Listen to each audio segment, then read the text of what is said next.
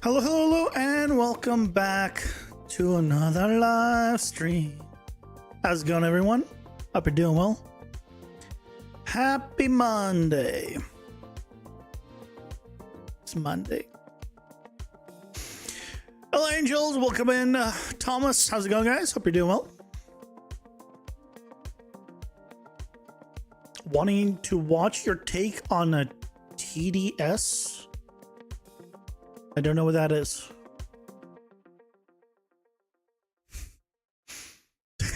I don't know what TDS is. Yeah, you're a second, Thomas. Sorry. I'm sorry, but you are indeed second. It's just... You tried so hard, but in the end, it didn't even matter. Hope you all had a lovely weekend. Mine was alright. I ended up playing the new Expedition 33 DLC, and I beat the DLC.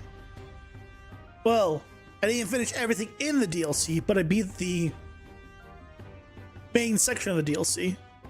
There is the like endless tower, where it's basically the challenge mode, effectively battles, and I can't be bothered. Those are, to me, not fun, so yeah, it's fine. I beat the main challenge mode, or the main endless dungeon. These extra DLC ones, I was like, I played the first boss, and I was like, okay, I killed it, okay, it has a phase 2, cool.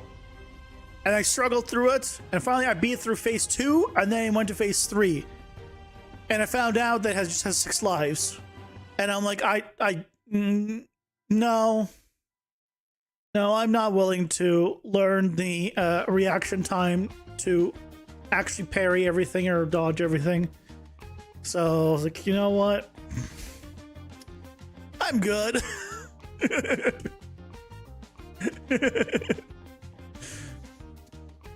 But, you know, it was nice playing a little bit again. I forgot the controls at different points. So, but the little DLC is fun. I mean, it's free. It's not long, which is a little unfortunate, but it is what it is. Other than that, so you guys remember how I accidentally bought a membrane keyboard? Actually, let me grab some props for this.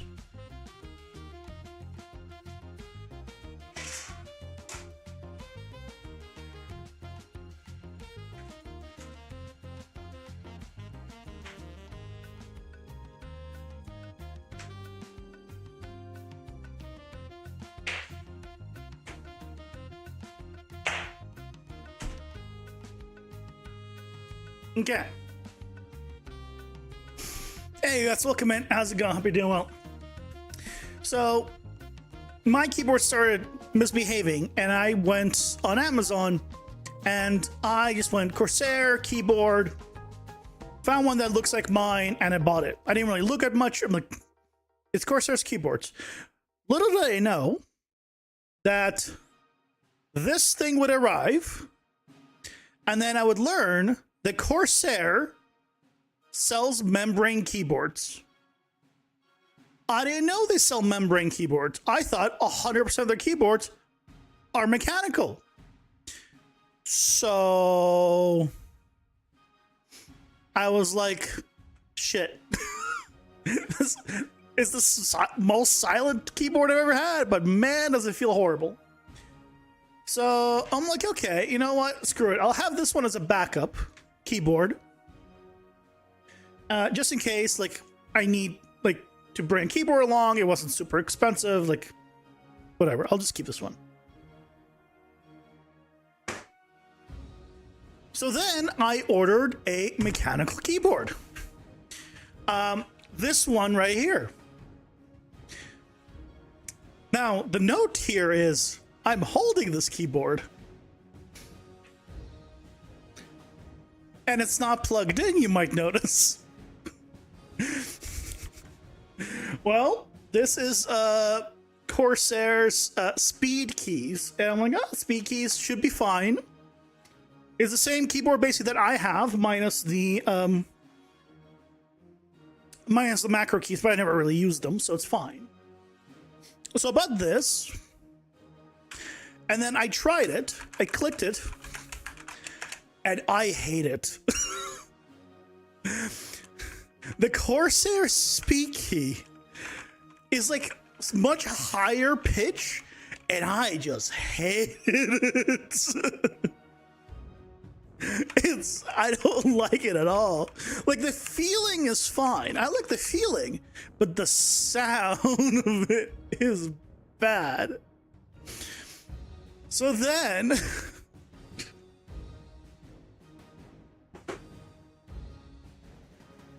I did not buy a third keyboard.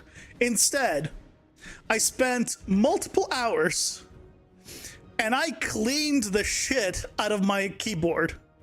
This is the one that I've been using before, and I just cleaned up. This is the Corsair Gaming K95 RGB Platinum keyboard. So this is the one I use. I just went through and spent a few hours cleaning it and doing all that. Now, the idea first that I had before I did that is I want to take the brown switches, which is what I have in this keyboard, and put them into the new one.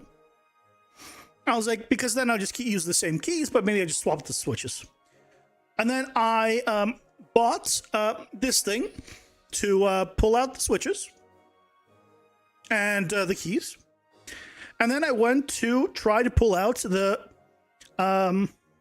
keys of the old keyboard, the one I'm currently using.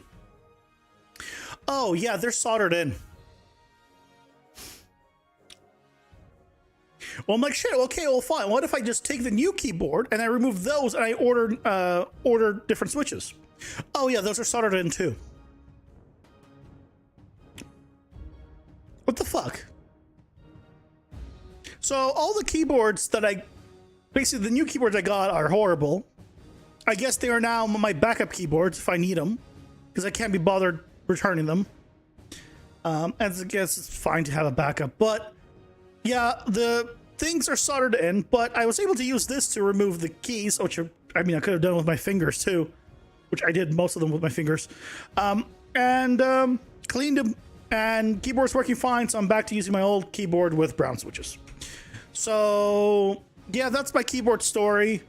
Moral of the story is read what the hell you're buying just because it's from a brand you know, because apparently Corsair has membrane as well. And the speed switches are higher pitch and they sound terrible, in my opinion. That's it. Hey, Elbow, welcome in. How's it going? I hope you're doing well. Your keyboard is dying. My S key was dying, but I cleaned it and it's working fine. This all could have been avoided if I just bought this thing only and just cleaned my keyboard. I think. It's mean there's a saying, Princessin. I'm not gonna try to pretend like I can read that. Meaning basically that you're spoiled rotten. You're the saying, just saying that. Who's spoiled rotten? I don't think I'm spoiled rotten. I'm pretty sure spoiled means I just get stuff. I don't get shit. I just lost money. I'm pretty sure spoiled kids don't lose things. They get stuff for free. What?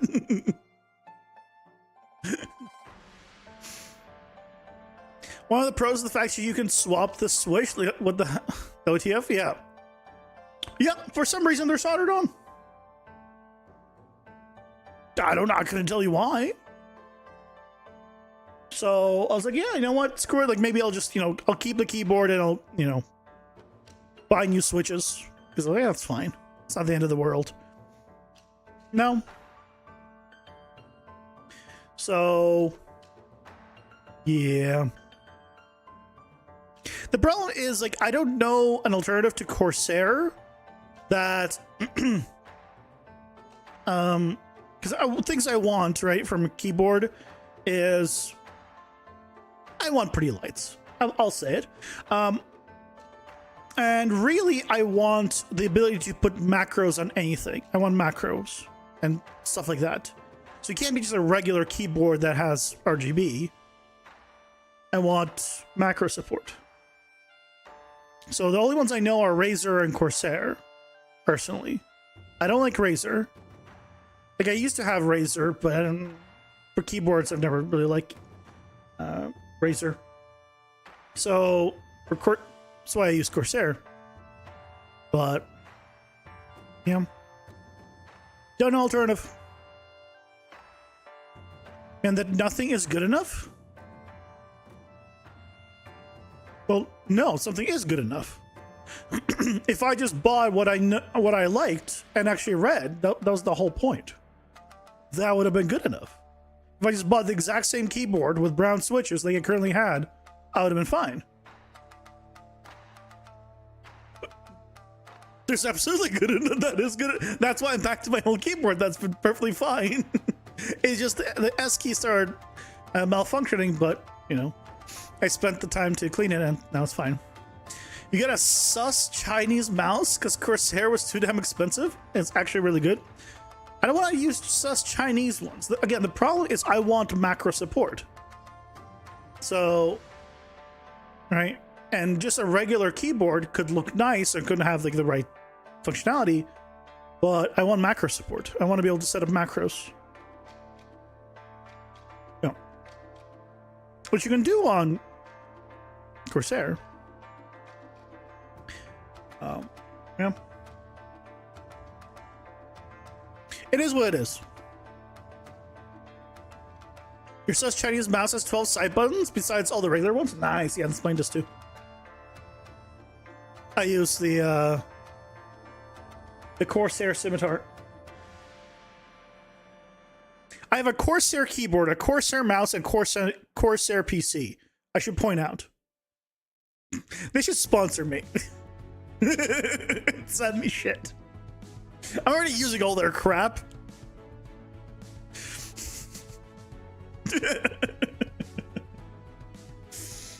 Hey, Corsair, want to send me stuff?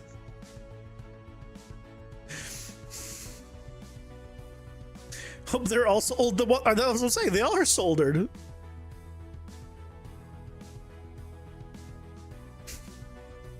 That's why I couldn't swap out the.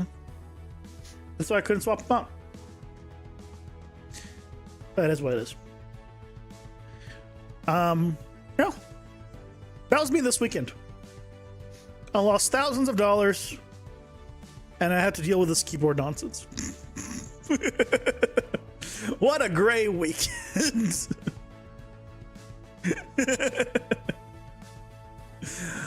I also managed to power up my car for the first time over a year. So anyone want to guess? So I have a 2018 car. Anyone want to guess how many miles I have on a 2018 car? How many miles? Good guts, you're not allowed to guess. I literally gave you the answer.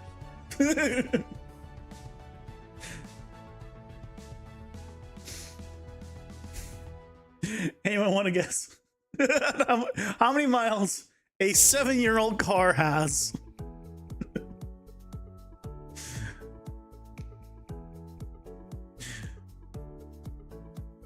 You're probably not gonna be close.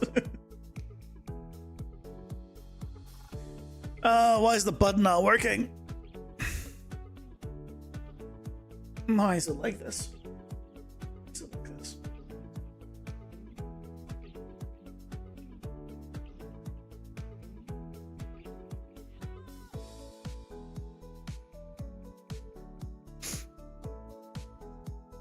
That's right. On an 8-year-old car, on a 7-year-old car, I have 8,000 miles.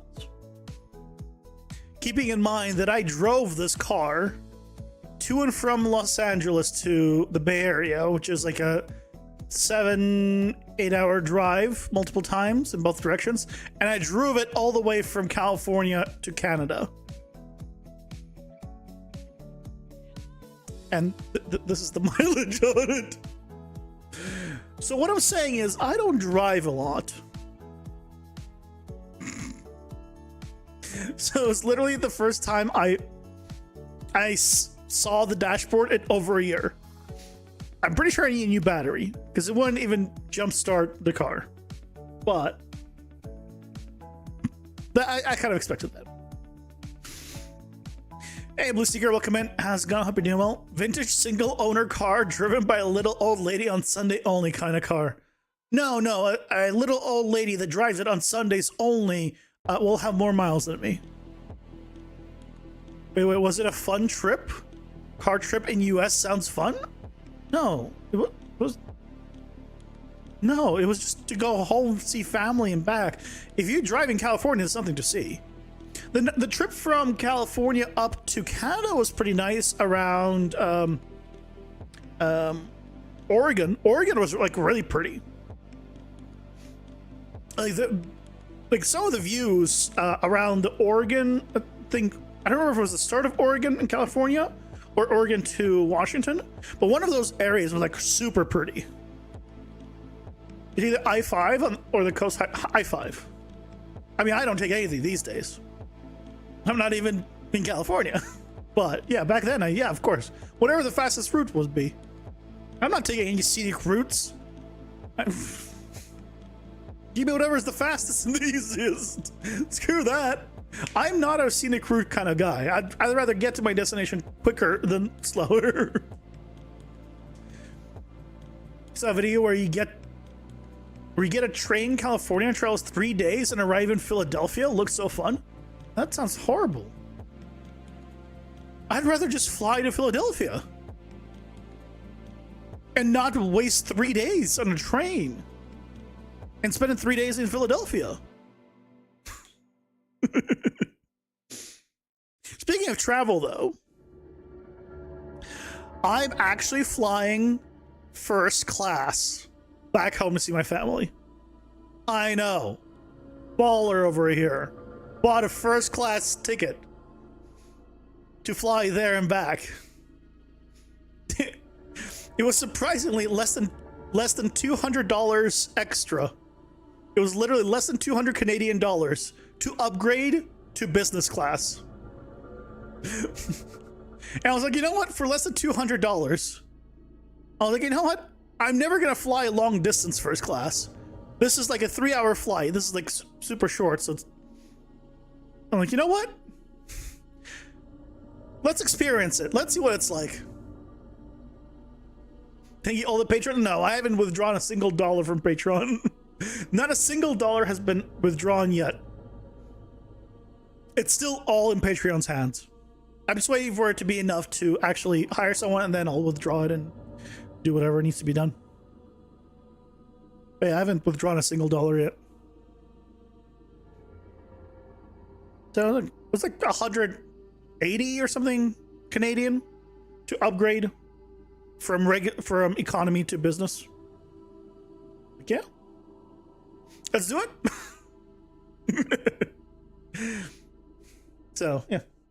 Anyway, shall we get into Unreal and actually do some stuff? That's probably should do that.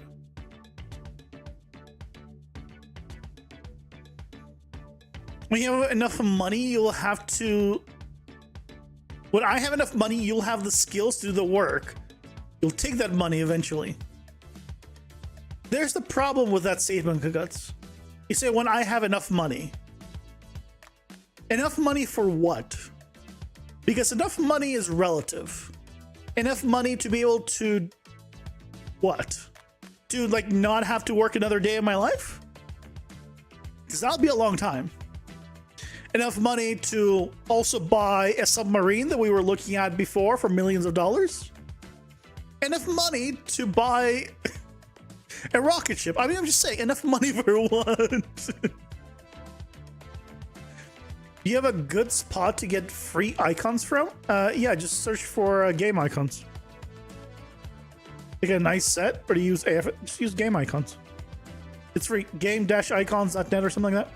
Just search game icons. It's the first link.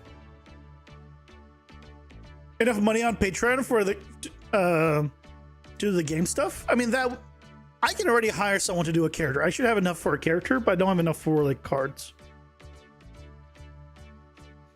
Cards requires multiples of tens of thousands of dollars. So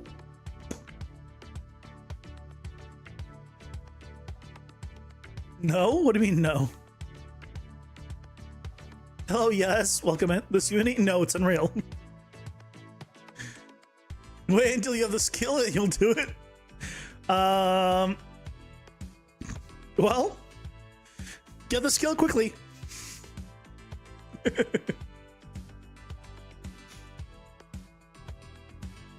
I did a little bit other stuff over the weekend. This is a small thing. Fade in music. And then if I go into the game, you still hear it. And then it transitions to the next one.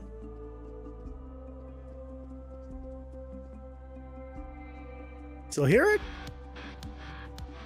And transitions to the next one.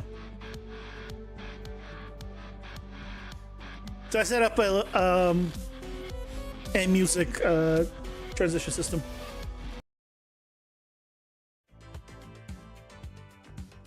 Why are you laughing? That's offensive?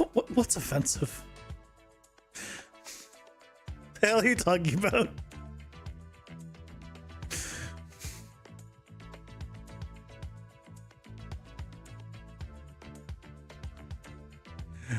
What you talking about, Willis? Yeah, let's go to the hub. Today, oh, you know what? I should, actually, I'll go through the menu. Because I just need to turn off the music, because I don't want to hear that.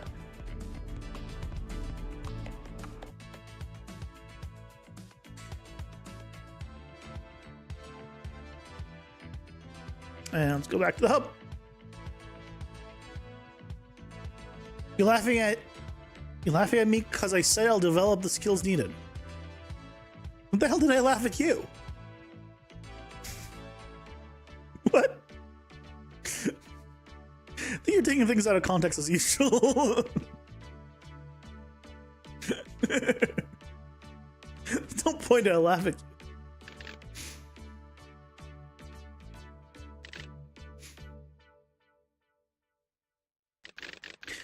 So, we are setting these up. Now, one thing I was thinking about is I'm going to have a lot of keywords. So,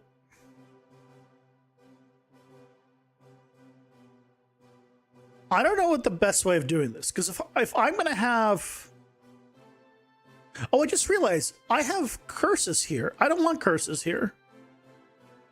Enfeebled, vulnerable, and frail are curses. These would never appear here.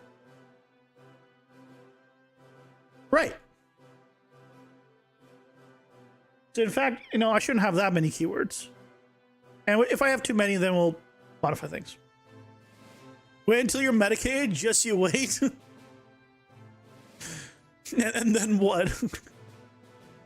What happens when you're medicated?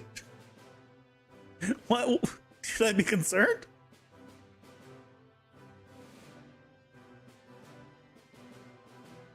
Okay, enfeebled, frail, and vulnerable are all curses. So right now we only have unsackable and weapon. So let's change the way this looks, because this looks terrible.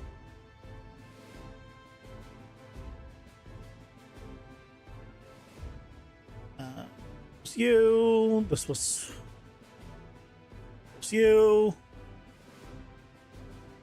Okay. So, how the hell do we customize this thing? I wish you could see a preview of it, like, with a drop down. I want to see a drop down preview.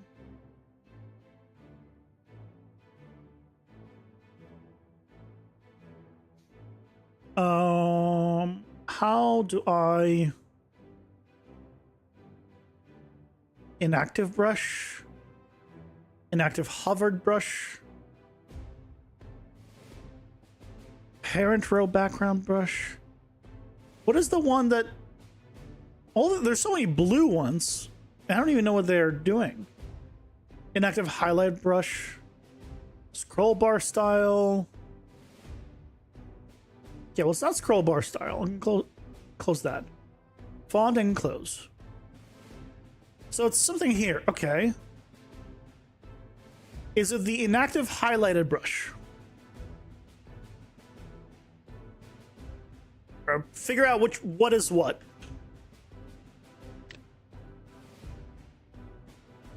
No, that is nothing. Okay. It's not any of the blue ones. We have text color. We have odd row background brush. I assume it's not that. Odd row background hover brush. Even row. Why is there just not like a tint? I just want like inactive hovered brush. Is this it?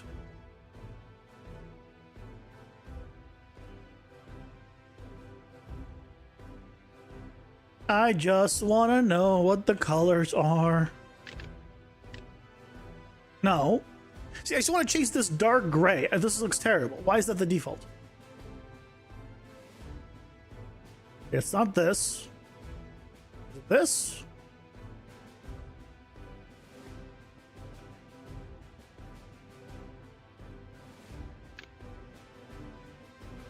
Nope. Okay, more blue colors. It's an and that's it.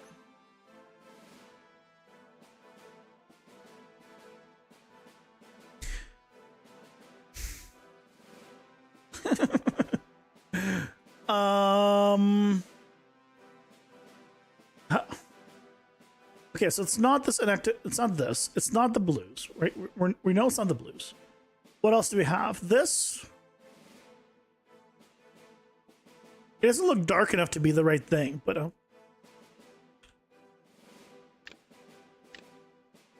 okay, that's the color of the text. Okay, that's the text color. Selected text color. Okay. That checks out. This is white. So it's not this thing.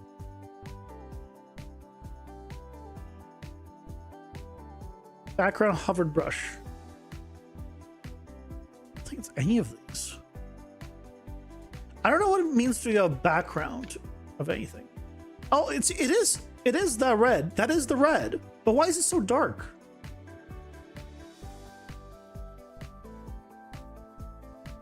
Okay, so that is so this background stuff is the right thing. So where is this? Why does this look darker here?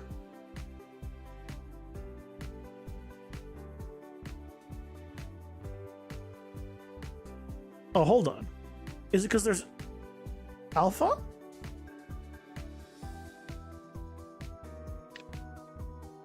Oh. Uh-huh. Okay. Okay, so this even row background hover brush. Okay, so what we can now do is change the alpha. If I change Here the alpha, come the that's nobody has causing like a dancing human. if I change the alpha to 1, then I'll be fine. And then I'll pass for as a decent human. Now, well, it's hovered, yes. Hovered is working correctly. Okay. We're gonna get there. We're gonna get there.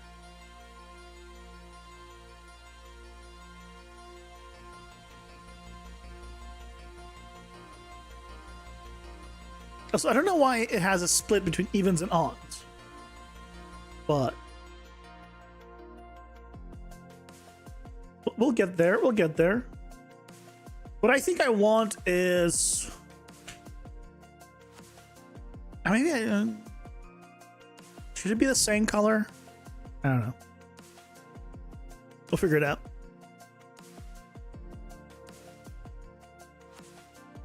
Let's figure out where the non-hovered version is.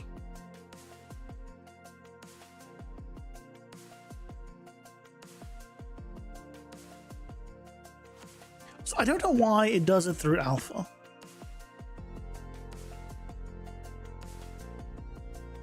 Because it means there has to be a background.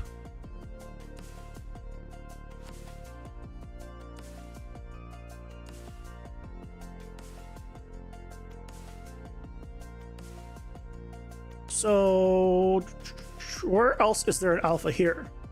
Inactive brush. 1.0 alpha. 1.0 alpha.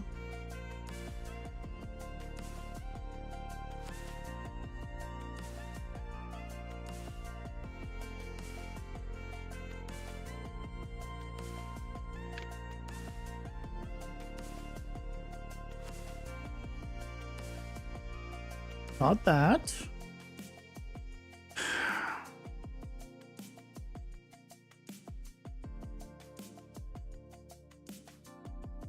Active hovered brush. Active brush. Inactive hover brush. So it's but it's not the inactive ones. We tried just changing this and it didn't work.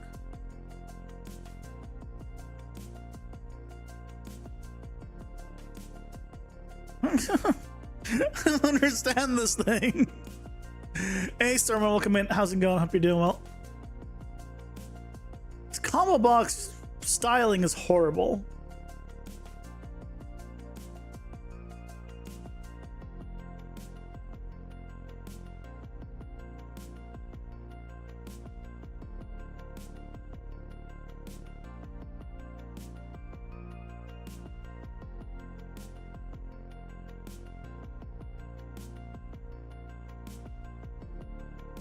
Can you see my character jump?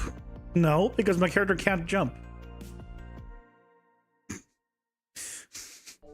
What? That's a weird request.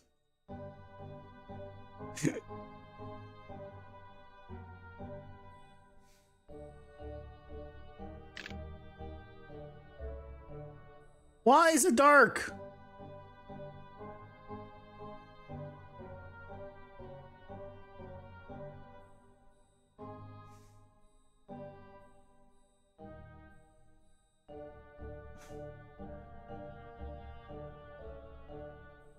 I don't understand.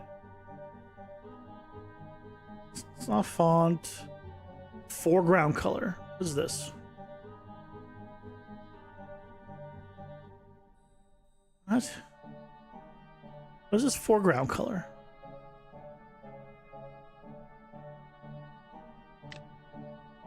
Well, it has no effect on this. It just changed the color of the text. I don't understand. Why is the foreground color change the color of the text? Because there's text color.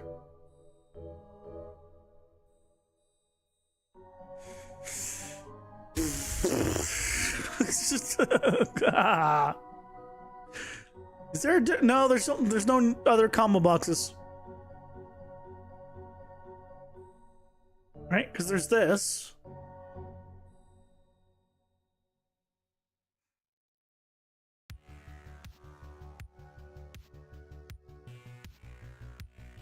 And your ships default with a moon-like gravity?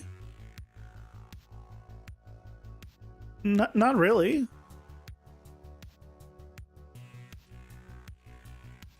It's not really very moon-like.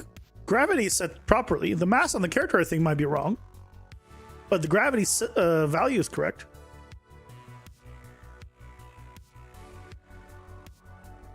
Broke your jump animation down to 3 small animations. 1 for jump up, 1 for falling, and 1 for landing. Yeah, that's normal.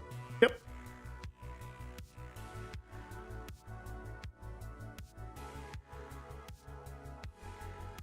What is this? What is this orange?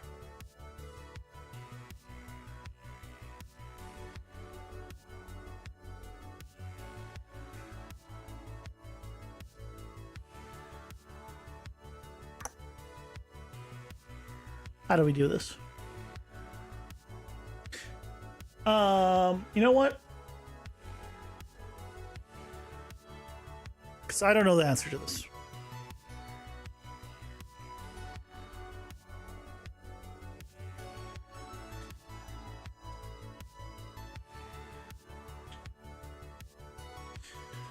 The background of the drop-down options is very dark.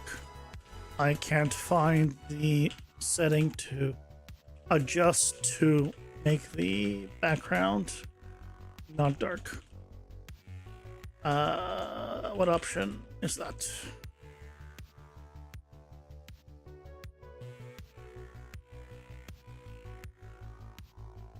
Yeah, it said the character movement gravity 1.8 instead of 1. You know, you could just change the jump intensity instead.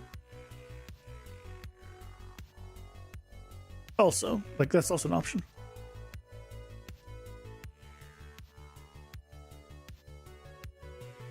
I mean, like, keep in mind that unless you're going for a simulation game, real is not necessarily fun. Because of the menu row style setting in the widget's detail. Menu row.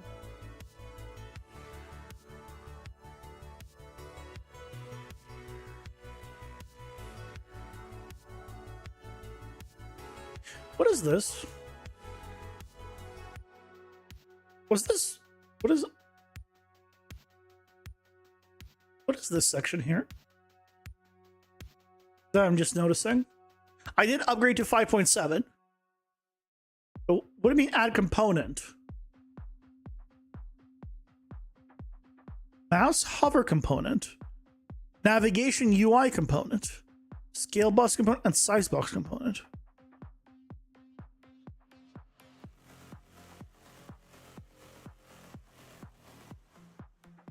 What this?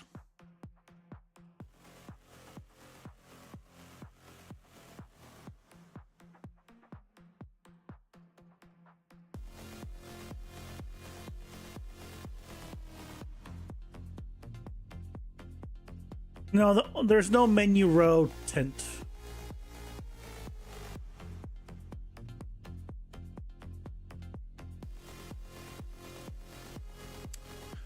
Only menu row option is padding. I'm on 5.7.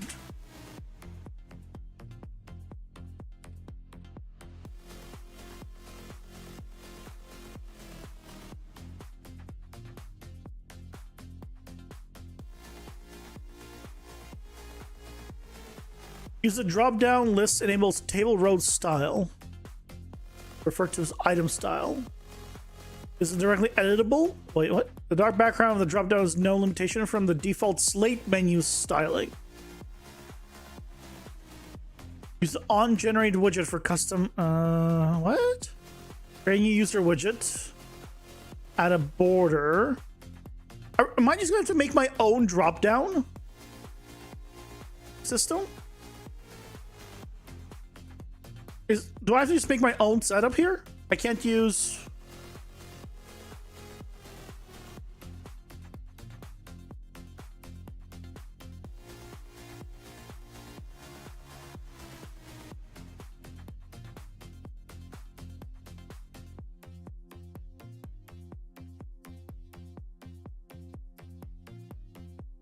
Is it saying like the even odd row thing?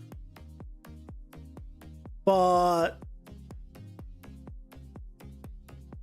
like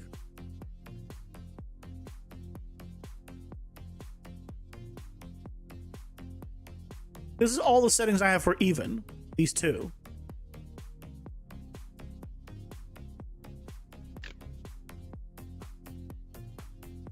And it's still dark when it's not hovered.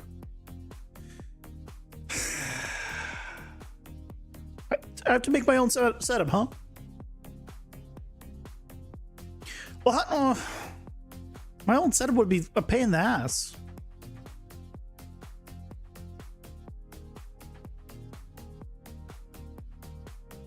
I could do it,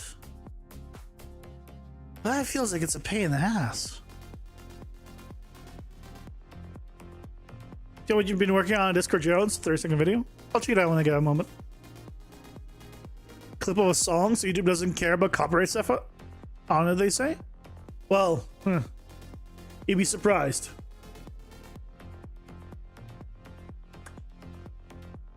Do we have to make our own drop down?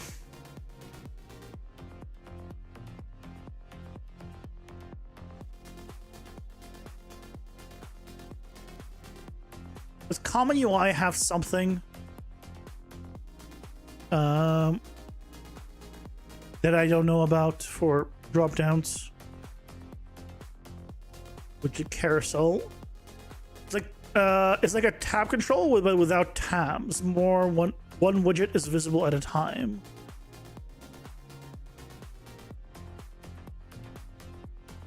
Probably not this, right?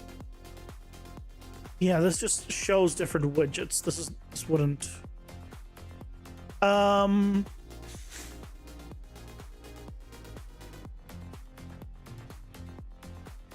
Common list view. What is list view? No entry widget class specified on this list. And doing custom stuff, this is always required as a fallback. What?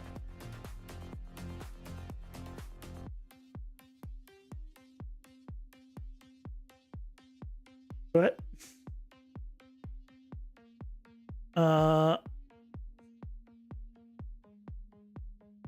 No entry widget. Orientation, selection mode.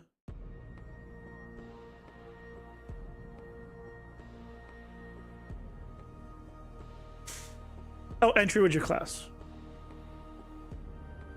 And nothing can be selected from this drop down. Okay.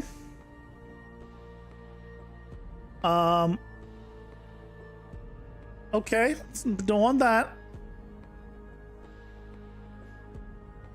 We're doing a lot of animations. Tails are kind of hard on a floating creature. Yeah, because you shouldn't be doing. Why are you doing tail animations on floating creatures? Are you doing like? Unless it's a bird, but it's not really floating, it's flying, in which case it has a very specific animation. Pokemon? Pokemon are based on real creatures. You still would base it off a bird if it's flying. Right, and the tail animations, all that is still based off if it's moving. So yeah, just base it off that. Don't literally take it as staying in place floating. It's not. It's meant to be showing like it's flying.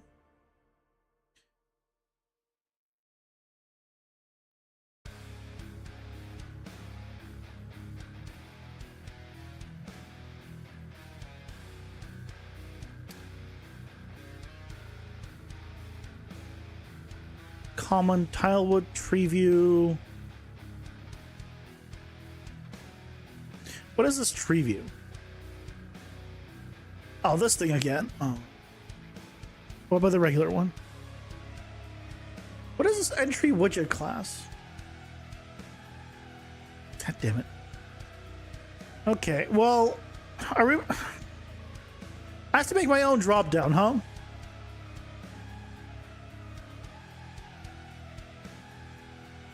Hold on, does the easy game UI have a drop down option? Actually, it might.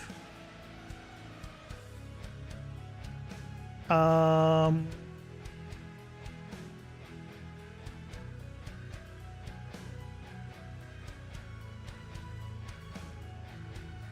this is the left-right one.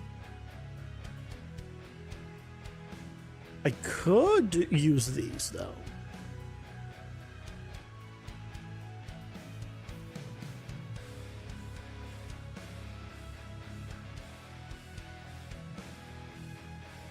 category? No.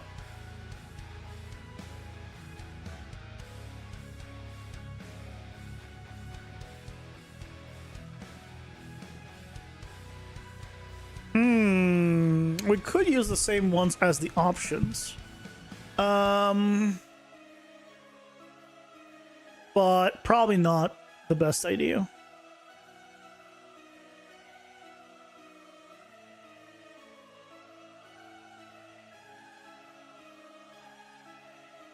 Because then we have the X. We can't really customize this fully. Yeah, probably not the best. It was an interesting idea. Dynamic rich text. Input prompt displayer. Multi-input prompt displayer. What are these? No, oh, that's the... No, we don't need that.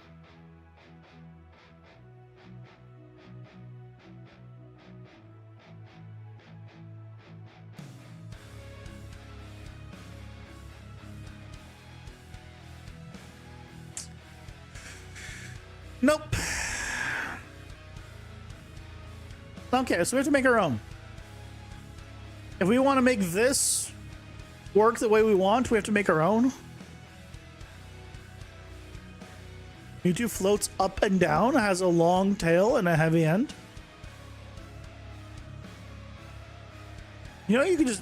I mean, if you're getting the models... If you're ripping the models, why don't you just rip the animation with it?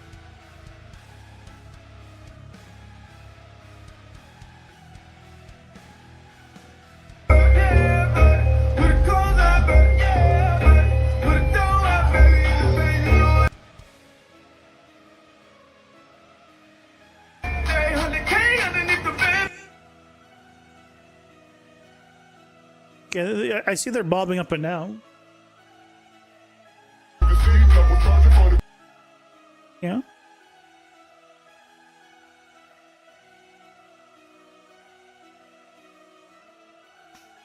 I'm sorry, I'm not sure. I'm not sure what I was supposed to see. I see they're bobbing up and down. Most of them don't come with animations. Yeah, of course. You're meant to rig it and then probably animate it. I mean, you're not supposed to be really technically even using it, but yeah, most things don't come with animations, so that checks out. Let's make our own drop down. How are we gonna make a drop down? We're gonna need text.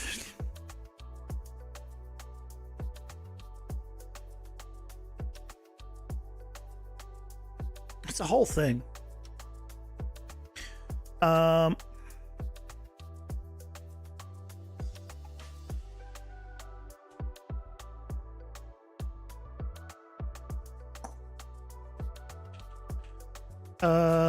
Common user widget. Custom drop down. Count.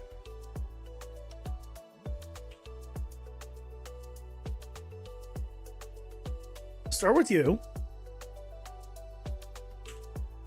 Then let's throw in a image.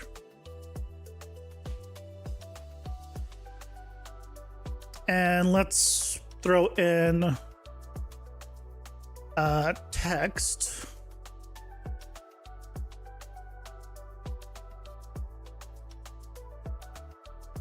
Can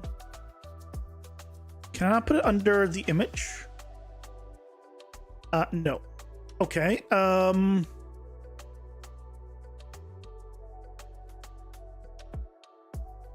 So let's say yes.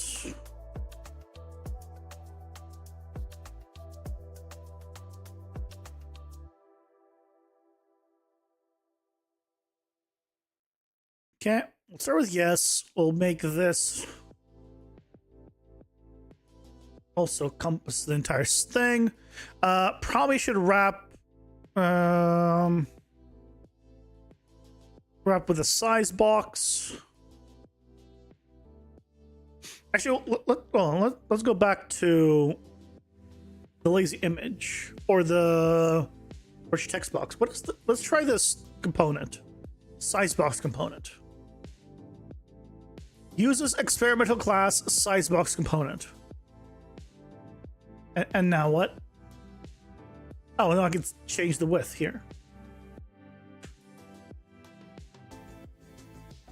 So instead of having it above it, it can have a component here. I don't like the fact that it says uses experimental thing.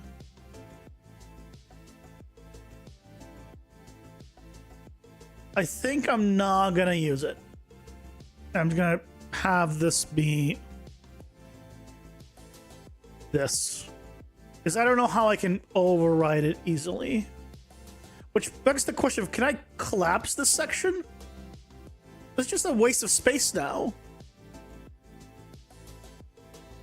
I don't like it. I don't like it.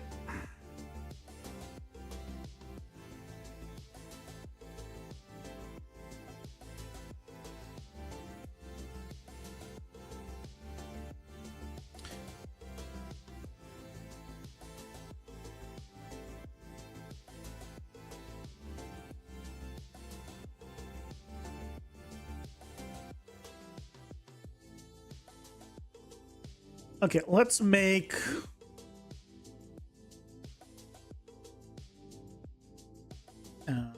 this should be a rounded box. How do I keep making 44 on the third box always? I don't know how I managed to do that every single time.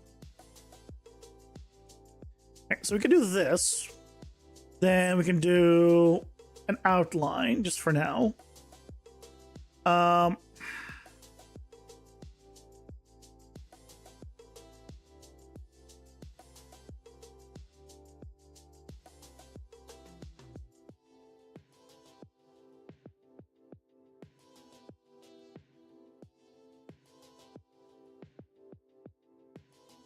Yeah, that is not doing what I was hoping it would do for the width. It's more like padding.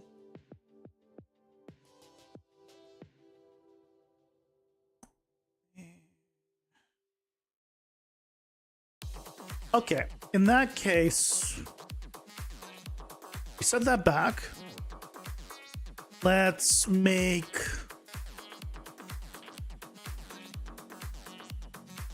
I'll give it padding of 2. What? Why did that? Oh, because I made it on the loaded one. 2 here and then 2 here, and then we can just duplicate this. And on the background one, can make it 0.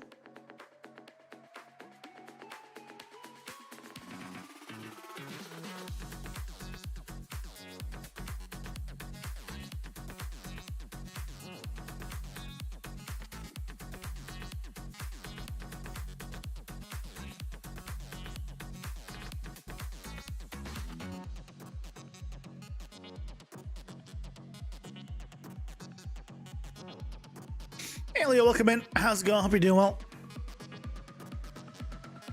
It's quite hard to get the model into Unreal because scaling axis flips and no eye shaders and stuff. You have a process that works for them now? Nice. Man, routine devs? To go from 2012 announcement to 2025 release with some major gaps in between?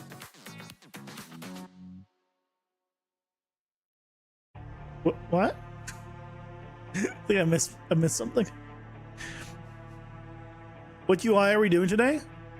Apparently we need to create our own drop down because combo box is complete garbage.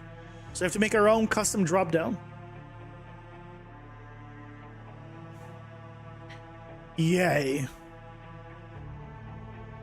The devs of the game routine. I've not heard of this game. But what about it?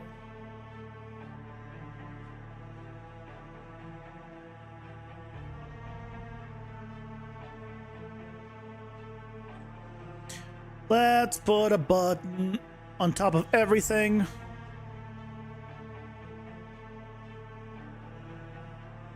And this button will be completely transparent.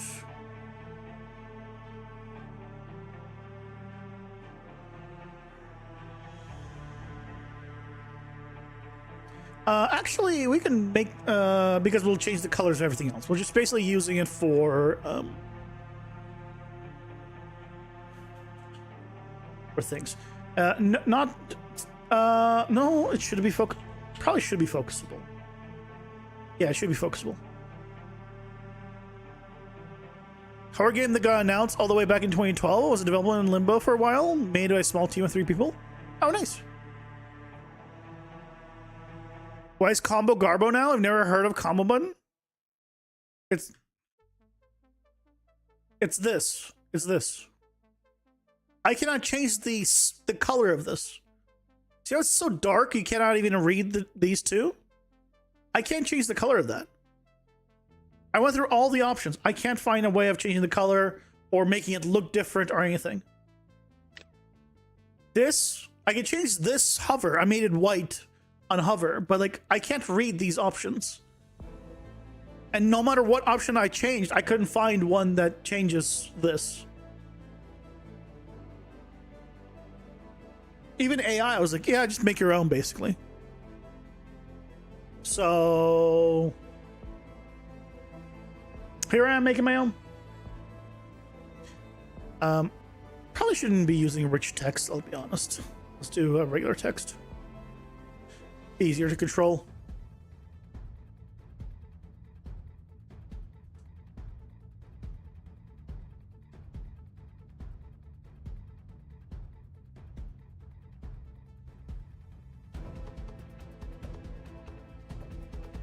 So what we need is then on hover, this needs to open another drop down that has other, like the options.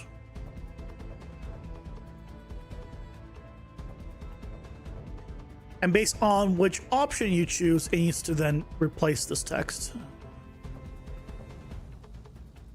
Drop down of buttons that highlight and link back to whatever screen. Yeah, but it's going to be a headache to do. Jesus Christ. Because setting up navigation for that is going to be hell on earth.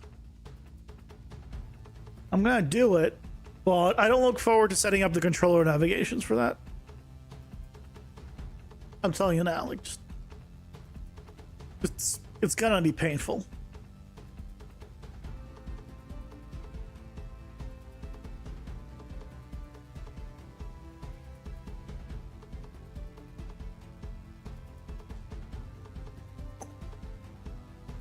Let's make this a little bit narrower.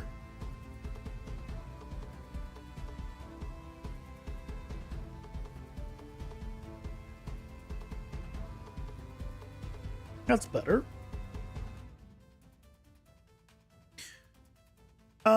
Okay. If it's vertical and you're creating it in an array, they should be able to link back to the previous index if it exists. Now we have to navigate through them without the drop down. Then when you click on it, it has to change the net focus to the drop down, which is a separate widget. Then you're navigating just within that. And then when you go back, it has to go back to focusing the widget you had selected before. And then,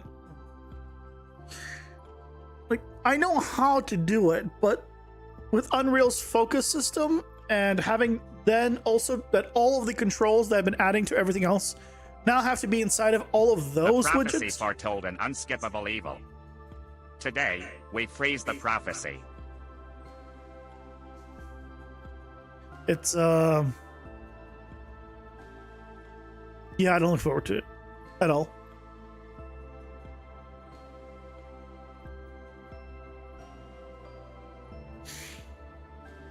All because I wanted to change the look of freaking drop down.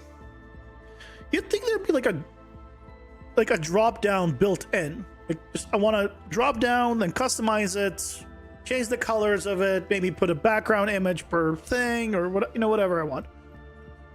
Nope.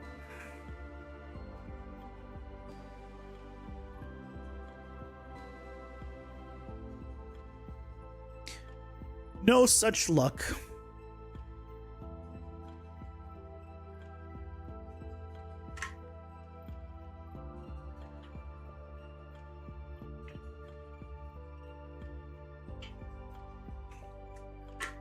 Make the text smaller as well. I don't think there's any way for me to put a little arrow here, right? You know, if I wanted to have this, I would need to make it an image.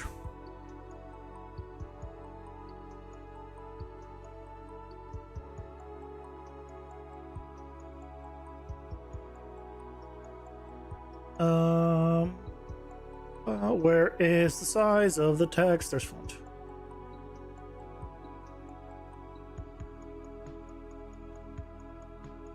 Start with this.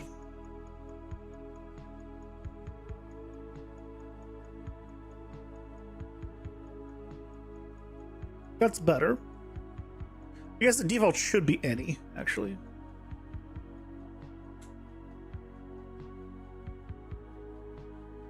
It's a little bit bigger. Probably should be even smaller.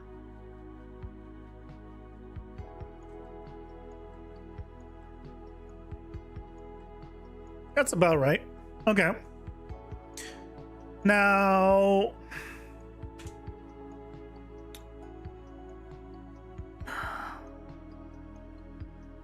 I guess I need an image, huh?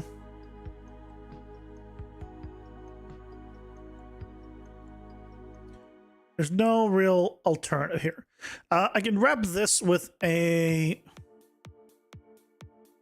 horizontal box. Throw the image into the horizontal box.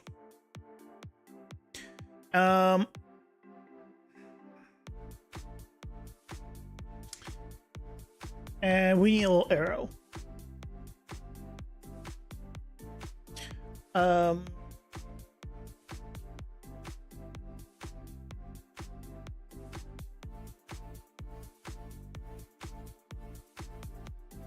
Can I just say that people who do stuff like this should burn in hell?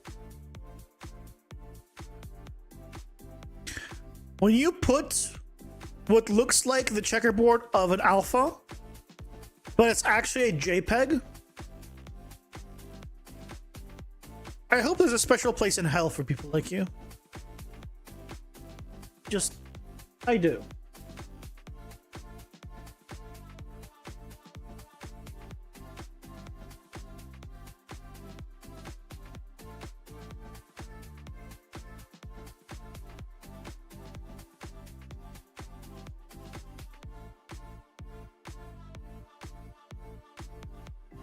Okay, you despise that? Yeah. It's the worst.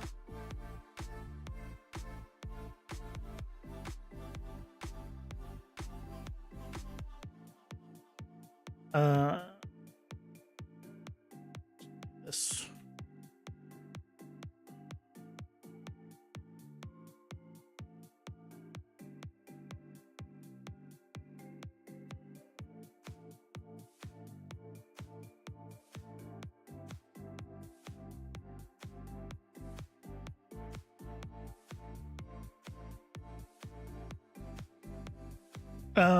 Is there a way to lock? I guess I can just do this. Why is that not white?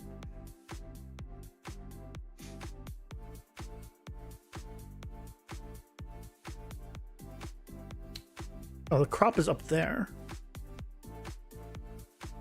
Okay. Why is Control Alt C not changing this? Why are the buttons different? Where's canvas size?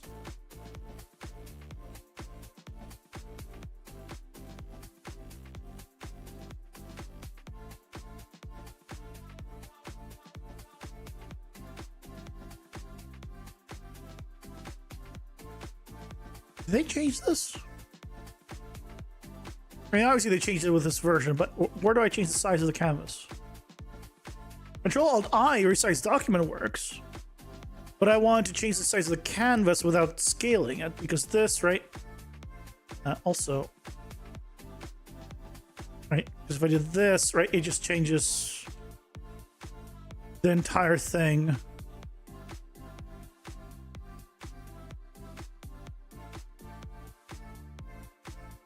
Yeah, I need to change the size of the canvas. Where is that? Setup? Resize. Controlled Alt I. But this doesn't have a... Why does this not have a resize canvas? Edit... Where's the... keybinds? Shortcuts.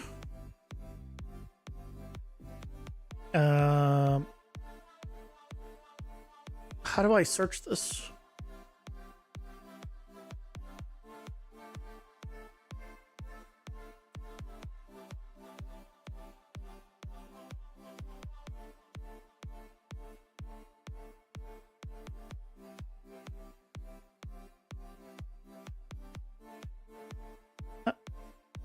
How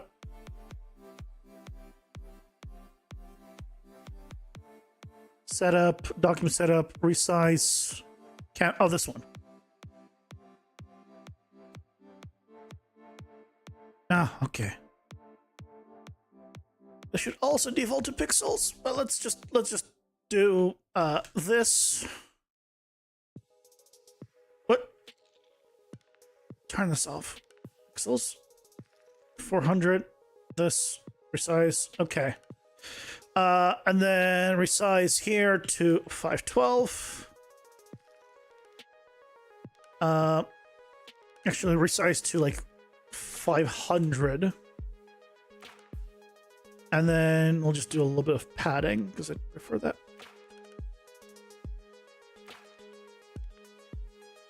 Okay.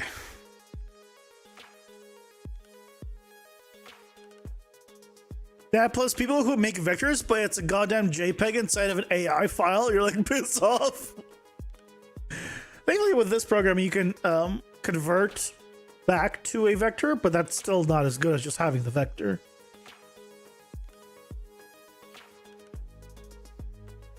Yeah, that's all we want, probably. Let's see.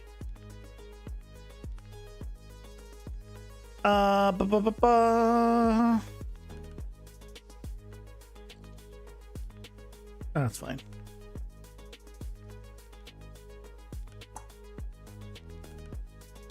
Where am I saving this? UI, let's make a custom drop down. Why is this JPEG?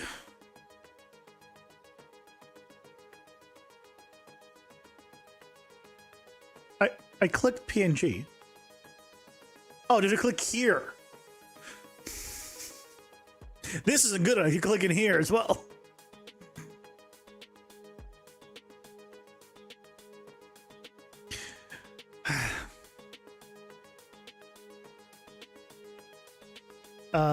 Drop down carrot.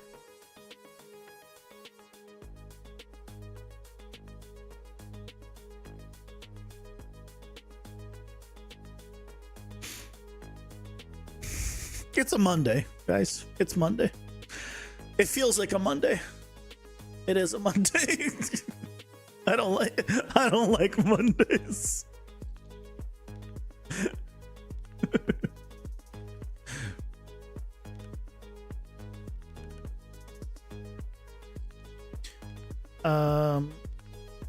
Textures.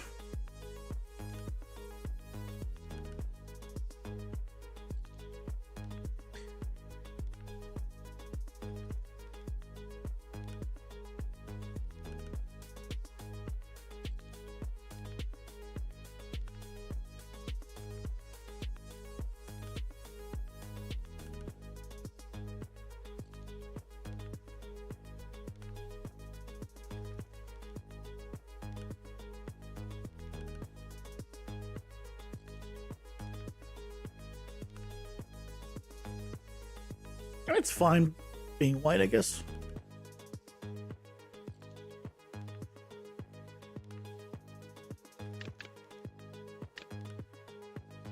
Yeah, that's fine.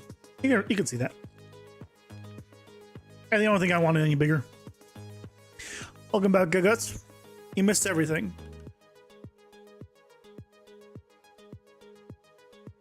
You saw the PCGX dev upload the zip of a 5.7 patch? Yeah, I told him to just do that. He, I guess, thought it was a good enough idea, and so did it. That's where times, I guess, it's been about 2 months. As I said at the very beginning, why is Fab just such utter dog shit? Holy shit. It is so garbage. You forgot to press the skip Monday button, Sag. I mean, I know a way of skipping Monday, but then there's no stream, and so can't have that. Something nifty while you were reinstall Battle.net is rotating icons or flipped icons. What? Got you thinking of having a global icon material that can toggle between different states and switch between them. For icons alone, though.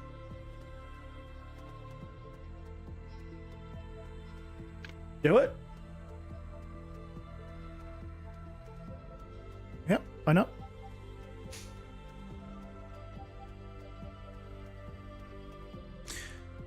Okay, so this is the thing that we click on. Now, when you have a new blueprint class,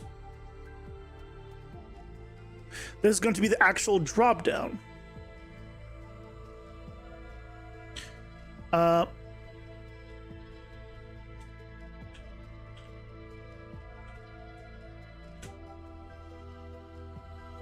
Okay, so in here, we're going to have the overlay. Then we're going to have an image, which is going to be our background.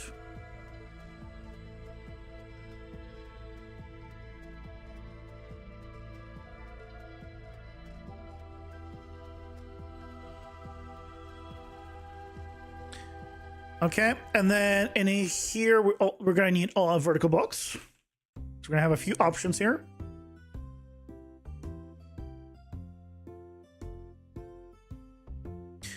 And then we need text.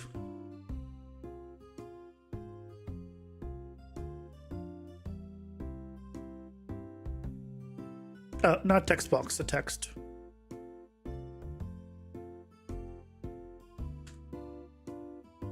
And this is going to say any.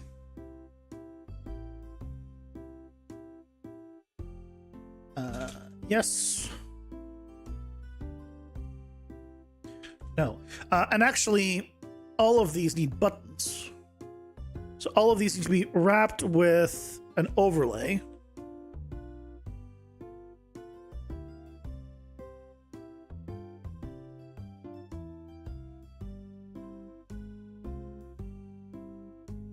And then they all need buttons that are going to be invisible for now. Should they be invisible? No, I can make them visible. I can actually use them on these.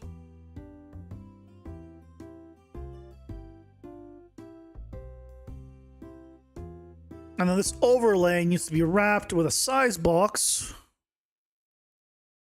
And then we need to make them the same size as this, which is 75 wide.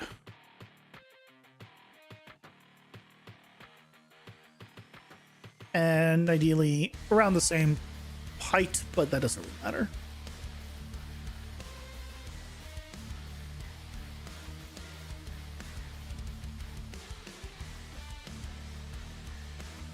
You know when you hover over some UI, it plays an animation, or rotates slightly, or inverts itself? I think it can be useful for things like that. I mean, yeah, it could be cool, but I think that's one of those things that you do at the very, very end, and the polishing or like full production, like part of it. Would these ever wrap text? No, the only options I'm going to have are literally going to be any yes and no. So I'm going to hard code these. Those are the only drop options here. It's not. I'm not making a fully modular thing. I could. And I can make it whatever I want, but I wasn't going to because I'm hoping to not need to do that.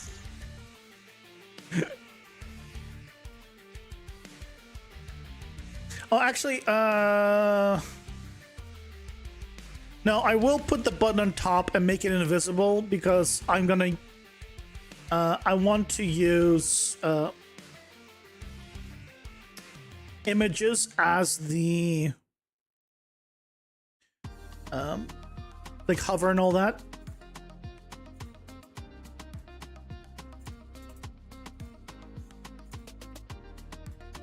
So that means I need to have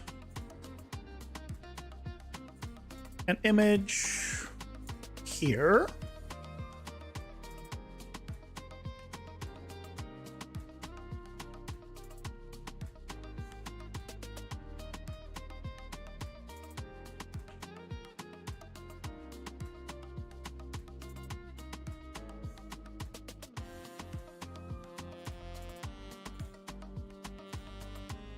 Image.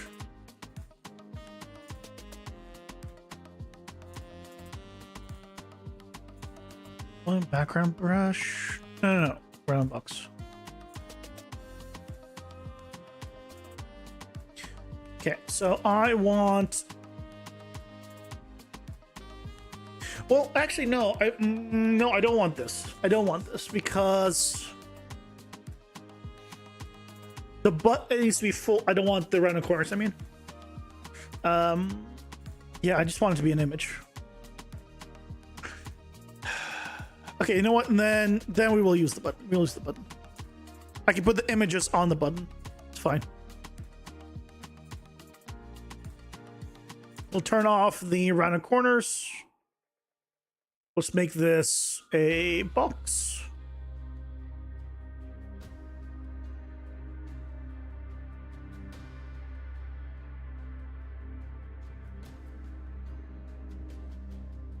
And we'll make the text here darker.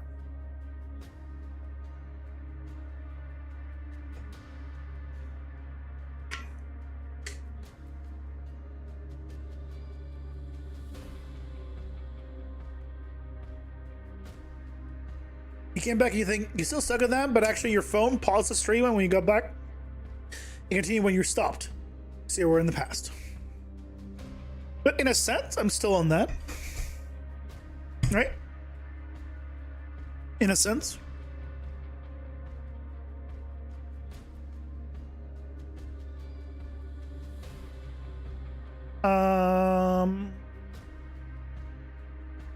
Okay.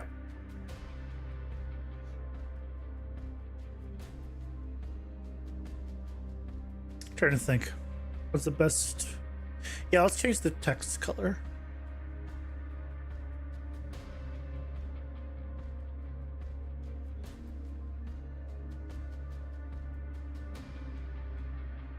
It'll still be visible then on anything.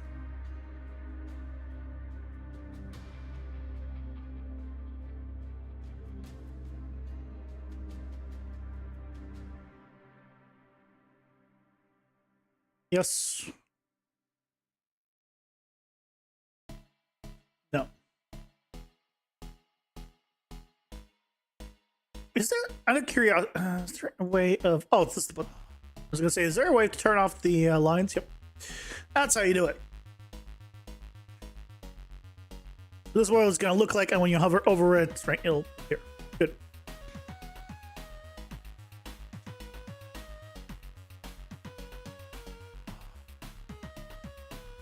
Average corruption game dev, yep. Absolutely. Okay.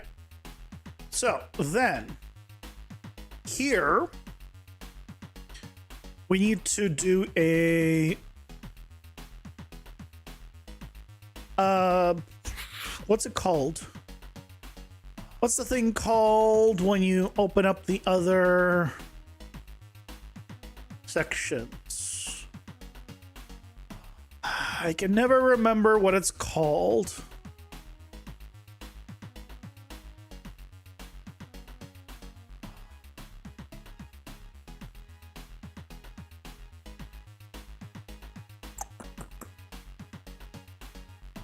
What is it called? What is it called? I can't remember. I'm just gonna go open up my cards. No, it's not widget switcher. No, wrong one. This one. It is called the menu anchor. That's what it is. On here. Menu anchor is the name. Okay, so this is going to be the menu class is the CDL. It'd be custom drop down options. Is going to appear below.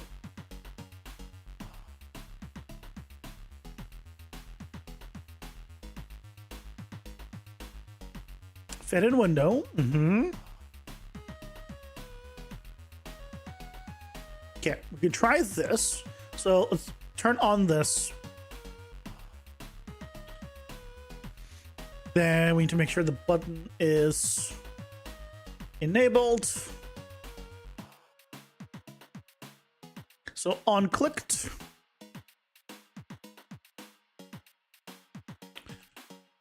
Open.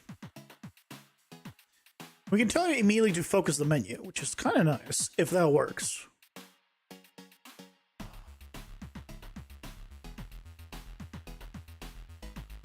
Wrong button. So here, if I click, it doesn't happen. Nothing happens.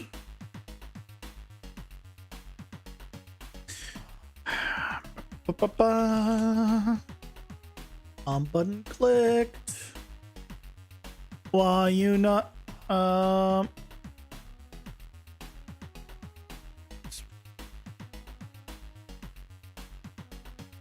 Stop opening.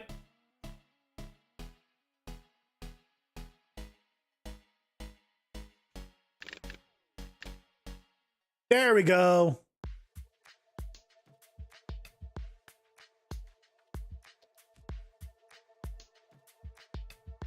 Okay, a few things we gotta change. The on click needs to not do that, but progress. Have a good night, guts. Thanks for stopping by. Get some rest, get some sleep. So let's start with fixing that. Also, let's go to turn these to not hit testable. We can just do that to all of these. Self and all children.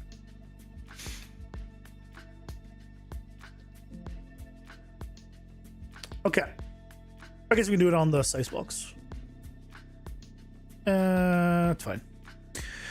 Then the lazy image is fine, but the problem was the button. The button was the problem. What did we not set up? Pressed. Invisible.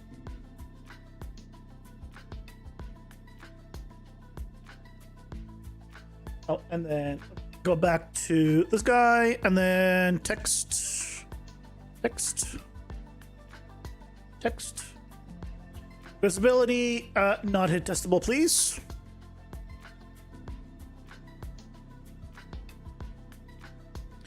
So now if you come here, click.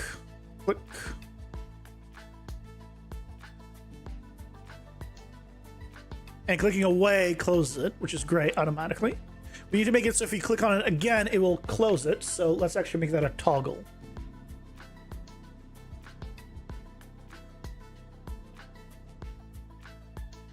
Toggle open. Thankfully, that is one of the default setups. Okay. So, now we have this. Click again. Excuse me.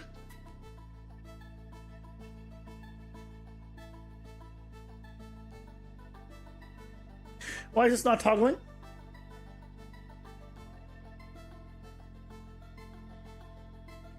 Excuse me?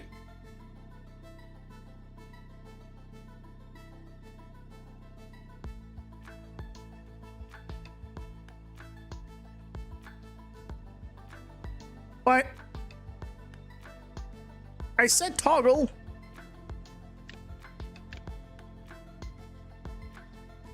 Oh. So the focus thing breaks it. Okay. Great. I love it when one of the options that seems like it would be helpful breaks the thing. That's so great. Focus on open. Never. Okay. Okay, so that's working now.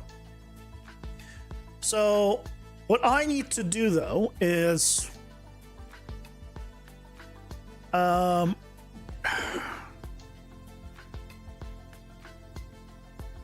go here. And I think I need to do a menu anchor.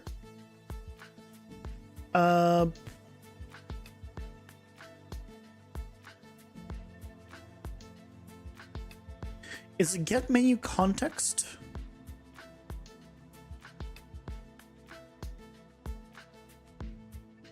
I need a reference to that thing. Is it this one that I need to do?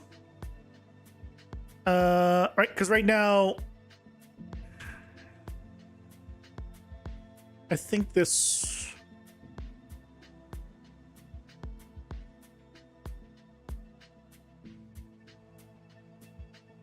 deprecate property on widget menu anchor dropdown 4.26. Get user menu context event instead.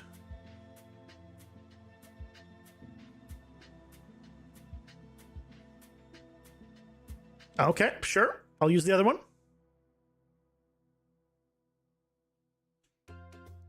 This should theoretically, by doing this, when I click the drop down, it'll open itself up now.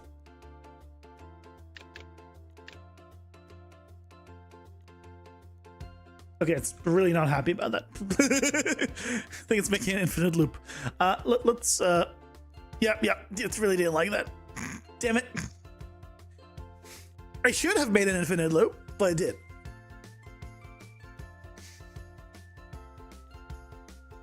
Probably because I said self and not create a new widget, which means it was reading as open, so it kept, yeah.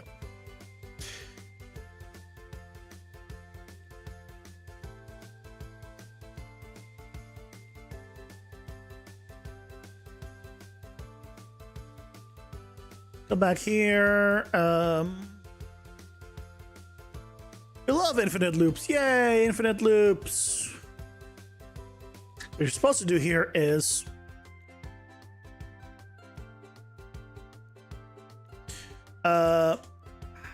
create a widget and then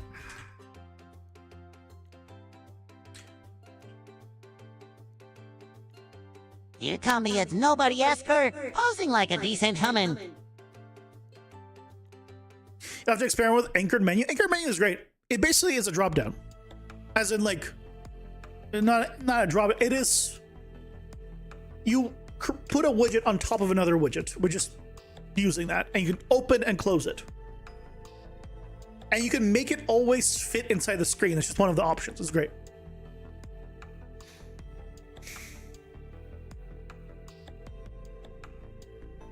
Decent human, yeah. I'm waiting for Az, like a decent human.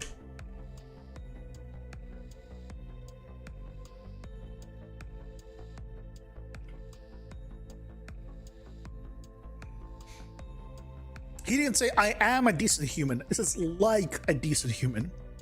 I'm pretending to be decent. which I feel is very accurate.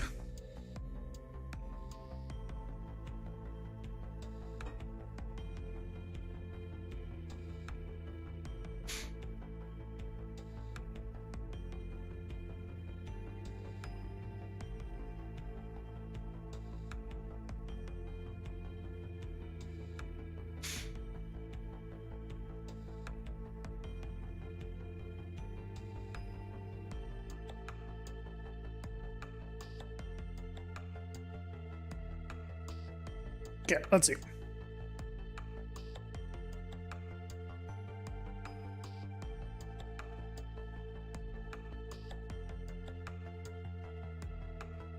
Right, so we have this. So now we can do a, which by the way, I can show that it does it for whatever. If I put card here.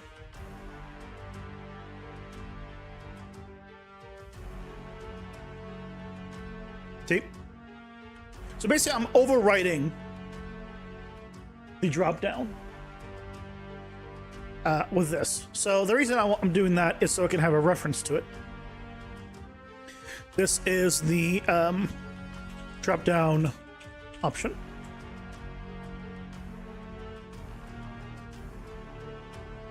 And then what I want to do is probably should do this on the card version as well, now that I'm thinking about it. But what I'm going to do is take this, check if it's valid. If it's not valid, we'll create it. But if it is valid, we don't really need to create it.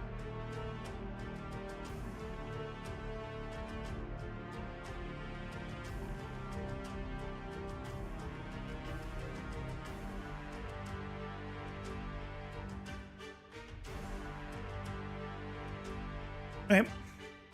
So that way we'll just keep reusing it. That's good. Because I just remembered all about it, let me do that on the deck card as well. Because I don't think I did that on the deck card, and I need to. Oh no, I was good about it. Good job, past me. Yep, past me was good. Okay, but well, yeah. So yeah, assuming that it is fine. Yeah,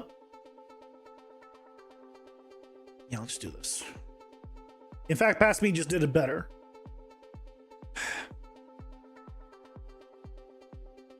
That is much better. Okay. So what I need to do is on here, I want to give it a reference to itself.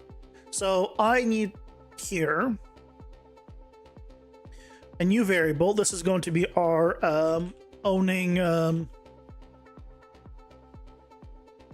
Actually, I don't need to do that, right? Because I can just do owning it's owning player. Yep, owning widget. Widget object reference. And here we can do set owning widget.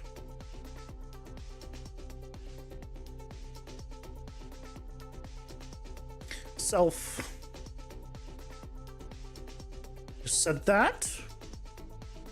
And so now we'll have a reference to it. So then going back to this dropdown, I need all of these buttons to be variables.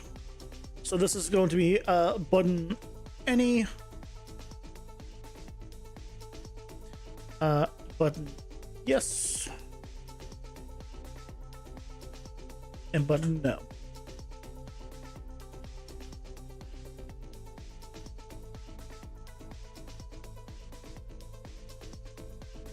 Okay. So when we do that, what we need to do is get the owning widget. It should be the proper widget class.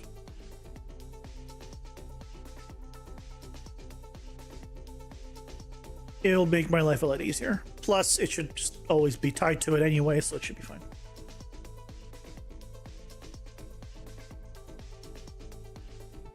And then what we can do is on the main widget, we can change this text. So this needs to be a text. This needs to be a variable. Text selection.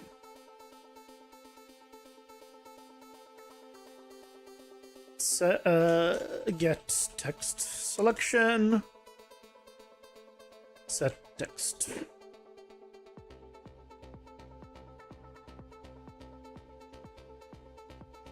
And we just say this is yes.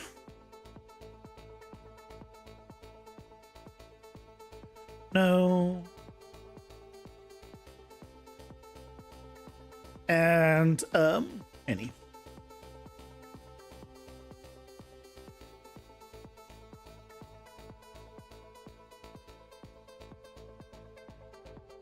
I could do a call here.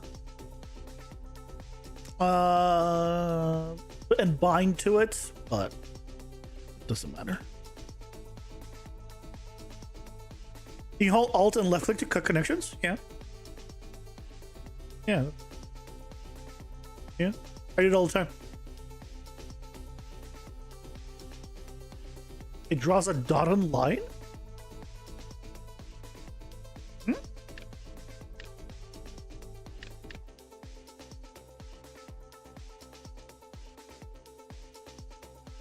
Yes.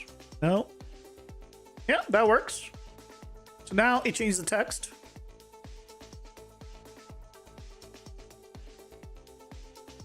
Excellent.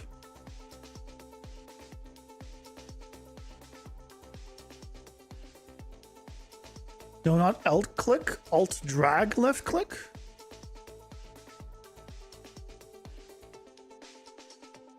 Oh, this?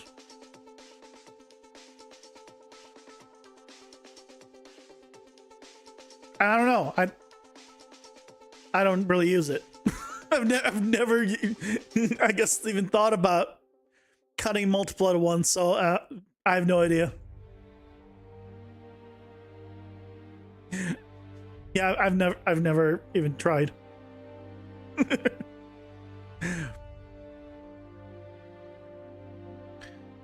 I think I'm gonna keep track of the selection here with just a integer. So I'm giving you value that's going to be current selection. I was going to just integer, and then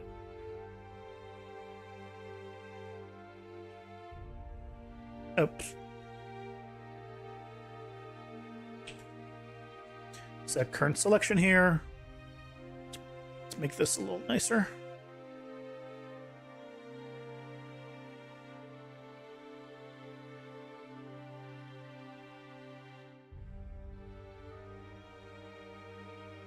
And we'll collapse to a function.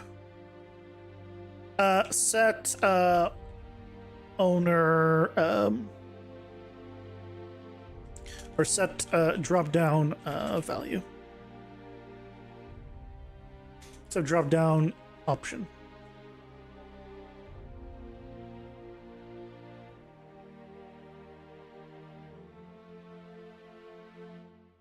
Selection number.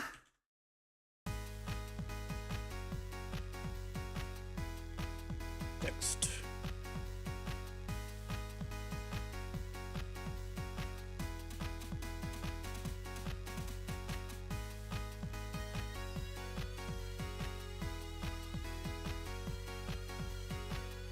Now to confirm, you have any yes, no. So any it should be 0. Yep. And then yes is 1.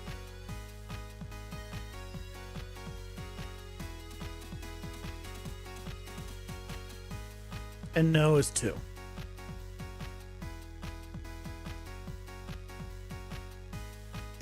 Order these.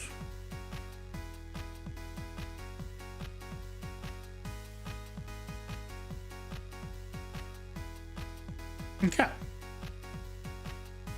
So now we have. Okay. Ooh. I think it was typed. Yes, no. Right, this is working. That's a mistype. Let's actually go back. Not you. You. Kill this. This should be aligned to the right.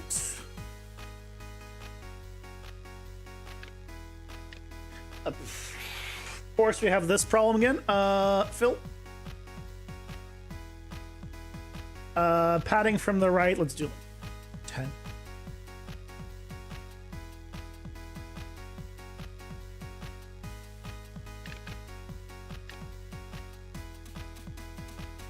Okay. The color needs to change here. Okay, the color needs to change.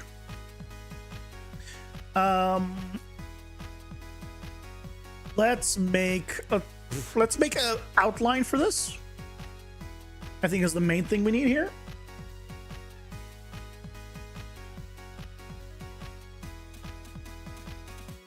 So let's go ahead and take all of these buttons and we'll make a left border of 2 pixels and a right border of 2 pixels. And on the top one, we'll make a, we don't need any border on top. And then we'll add another image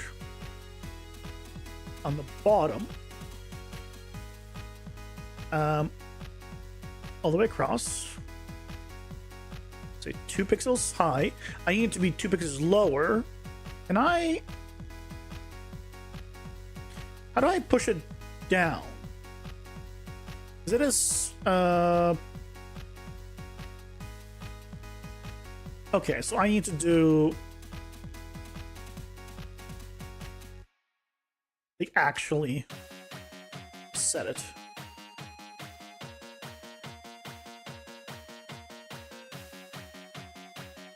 $105. We'll make it. Just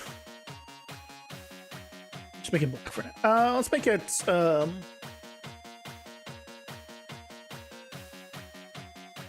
I should make it the same color as this one.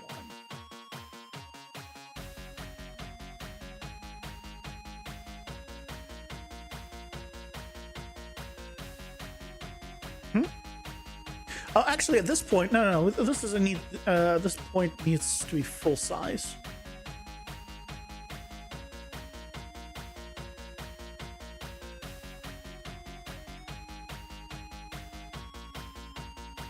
Wait.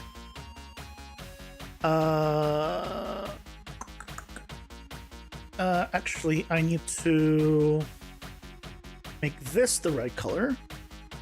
Right, that gets us the border. We just need the bottom. So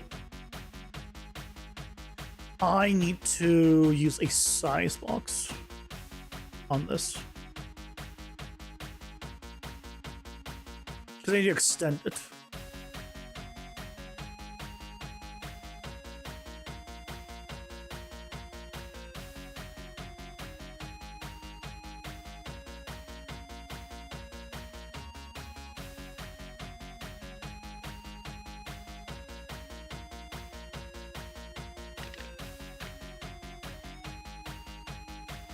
There we go.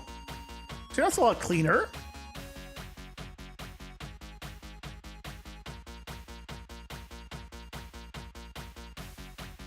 That's a lot better. Okay. I don't like the fact that this blends in with the background here. This is just too close of a color. So, do we change the color of this? Or do we change the color of the background in here?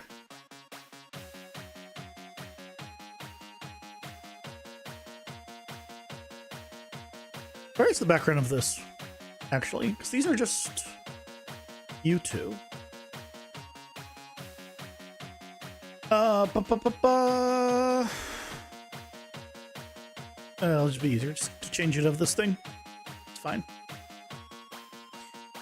Okay, let's make this just a bit brighter.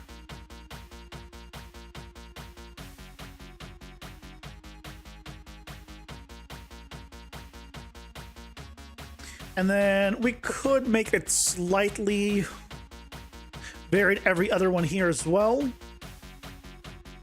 But I think probably fine.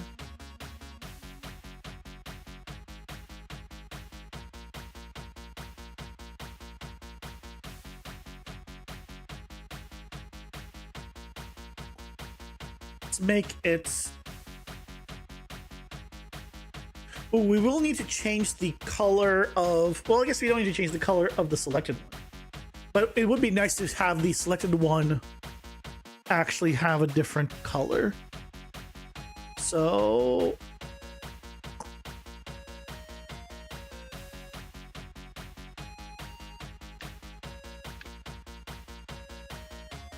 So that's better. That's better. Let's have whatever's selected here be like have the color show up. So what we need to do is on construct get current selection, and we need to just switch on it.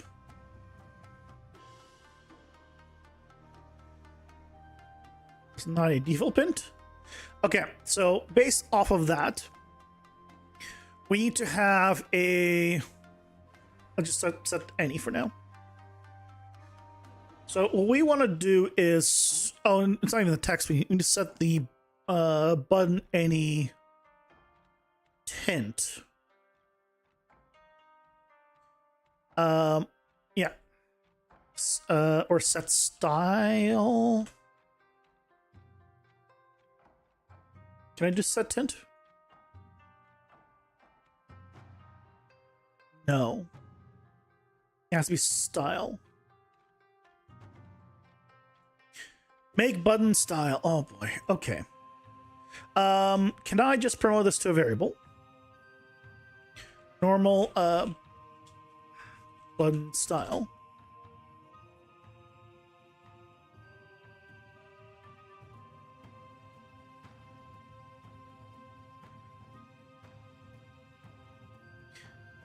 What we can do is now change this. Okay, we need to get the defaults here. Can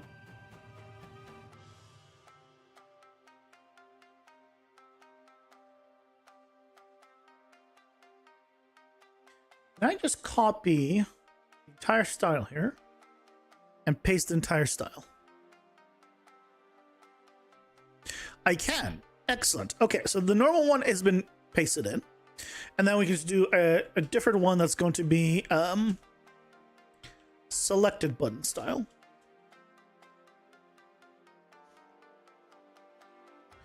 And then the selected button style, the normal, let's give it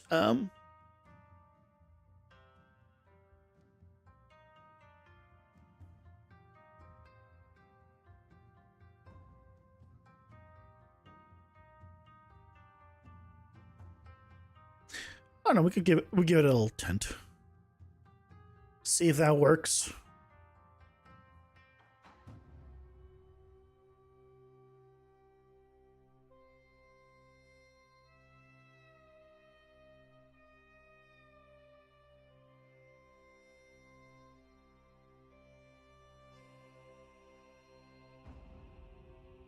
Okay. So, based on the selection, we need to give it the first one the selected button style, and then the other buttons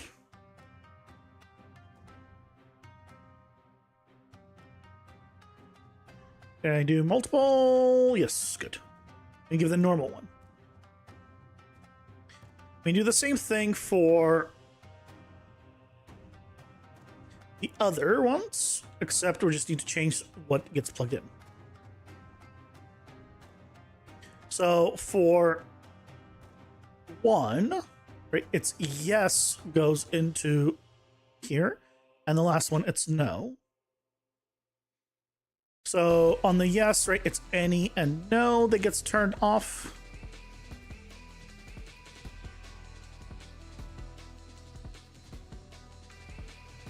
And the last one, it's any and yes that get turned off.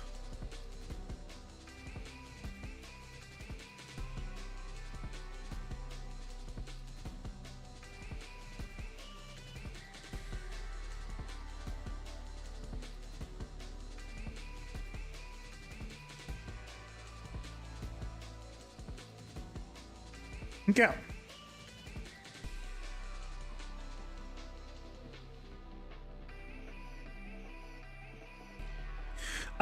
Also, when we... This needs to be a custom event. So this is going to be a set selection color. And I just want to run after all of these set selection color. Just in case we somehow still have the drop down open, it should just set it.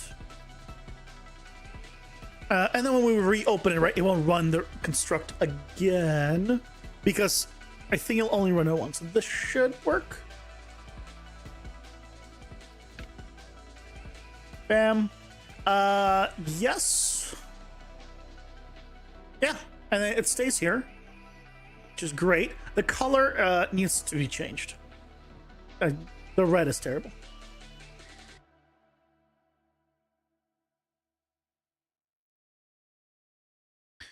The red is terrible. Let's make it, I was thinking like a bluish color. It doesn't work thematically, but it's fine. It just needs to work in terms of the AI, the UI.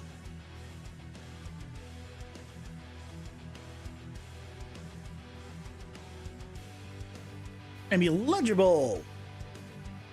Legible is important.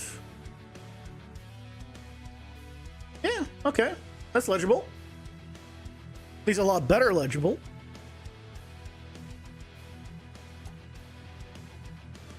I feel like it should have a different color inside of this box. Not just brighter. Brighter does make it easier to read, but I think the color should be different. Let's go back here.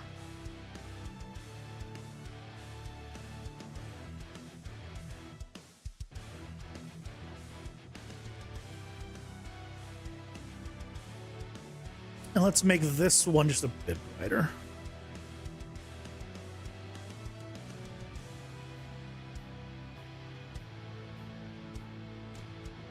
Okay.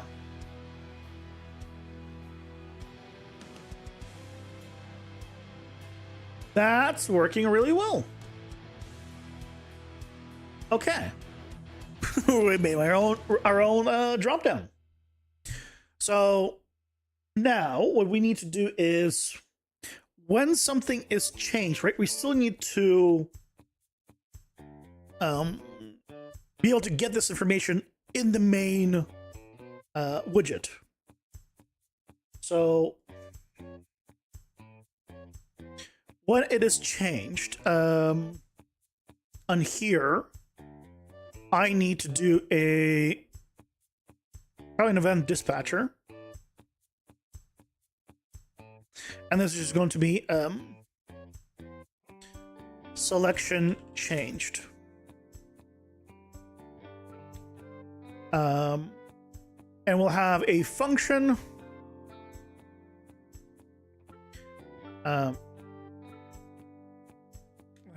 No function.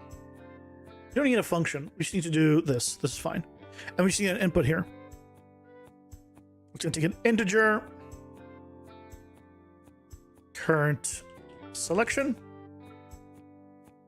And I guess I can just call it from here, honestly.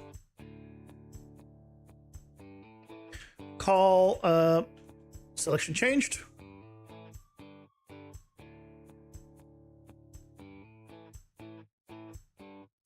Get current selection.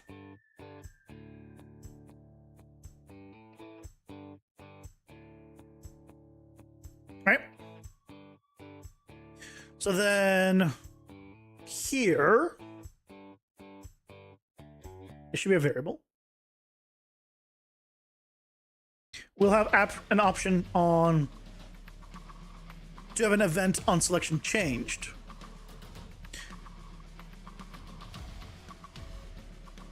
And I guess we do it here.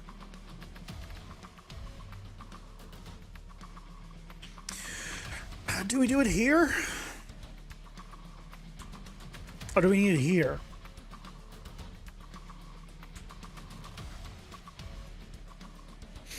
I might need to do a call and into a call and bind it here. Because when we populate them, I'd want to bind them. Yeah, that's probably where it is. The only thing that I need to know, though, is which one is doing the calling.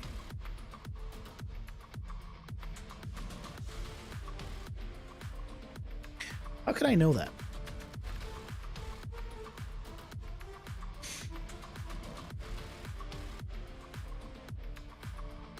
How do I know which one it is that's doing this?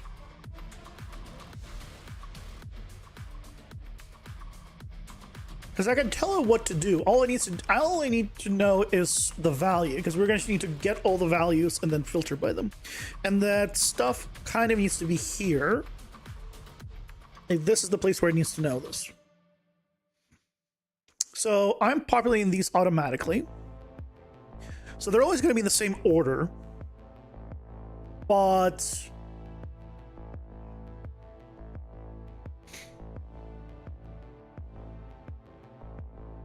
I'm going to need to think of something.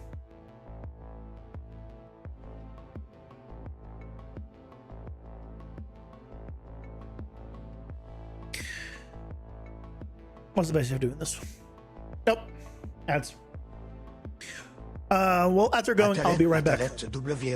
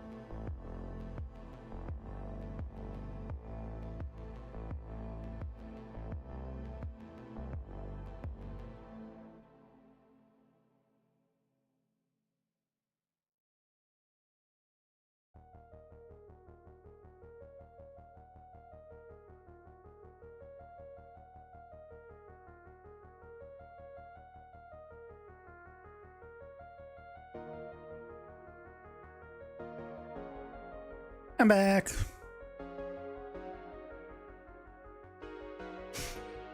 So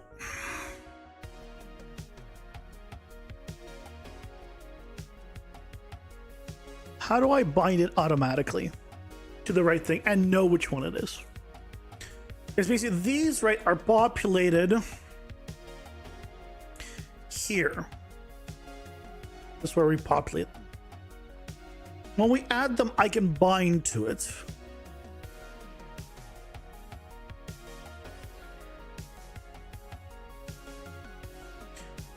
But that doesn't tell us which one it is.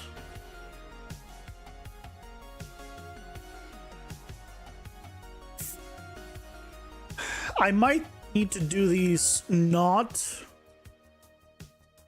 generate automatically. I'm not going to have that many keywords, so I guess it's fine. I can do them like these, which will make it easier. Let's do that. I'll kill this.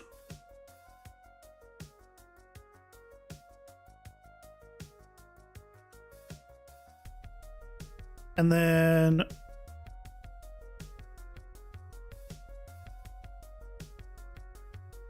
here we just need to re-add the search filter keyword, I believe. Yep. So this is going to be unstackable and weapon.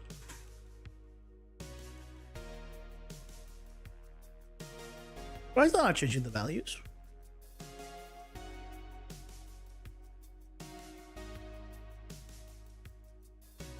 Event pre-construct. Ah, because I was pre-generating them, so I didn't make it so.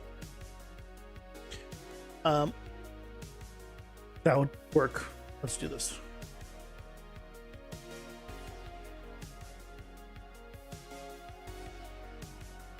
There we go. Okay. Better. So then I can set it up to be bind to these.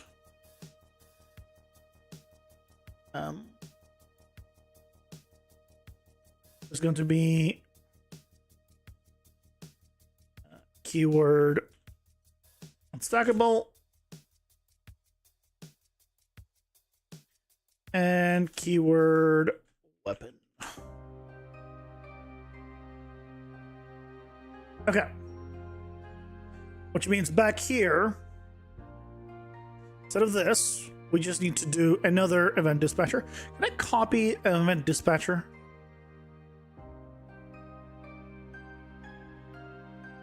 No.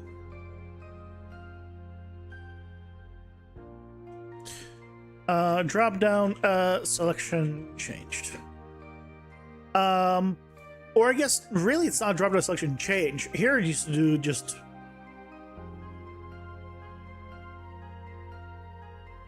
because I don't actually no, I don't think I even need to do this. I just need to get the value. It stores them on these, which means I just need to get the value by looping on them.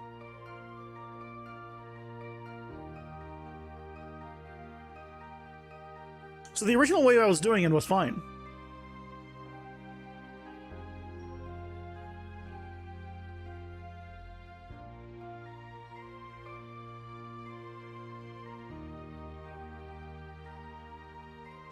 This original way is fine. Because all I need is to make a reference to these guys.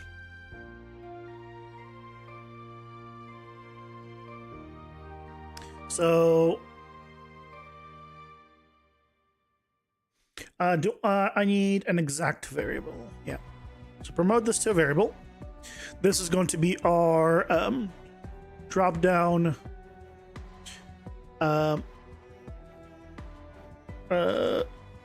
keyword drop down options.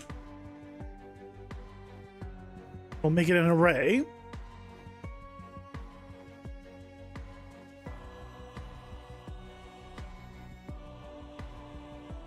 We'll add it to the array.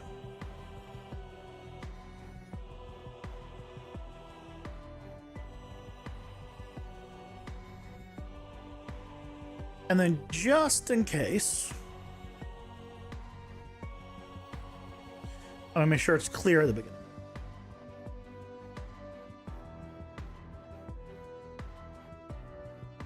It shouldn't be running this multiple times. But just in case. Okay.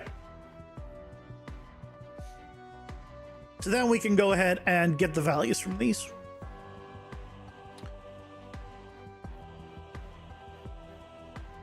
And they'll always oh wait, no, hold on, wait. My whole thing was I need to know which one's which.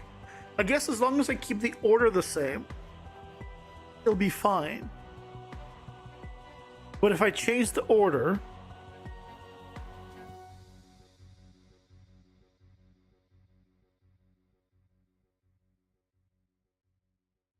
projectile component, where to put it is the question on the projectile? What do you mean? You put the projectile component on the projectile? Or the things you want moving like a projectile?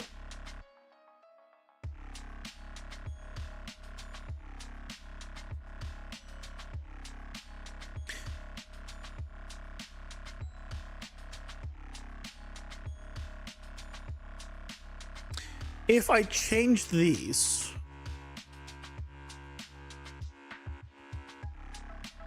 if I add one, they're always going to be in alphabetical order, it seems.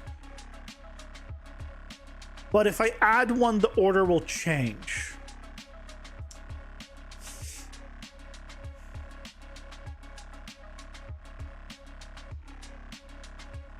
If a parent-child class set, if one child handles overlaps, the other handles physical collider that get added.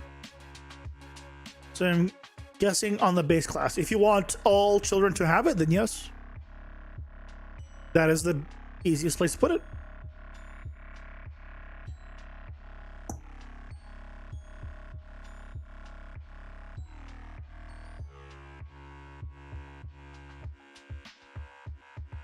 What I could do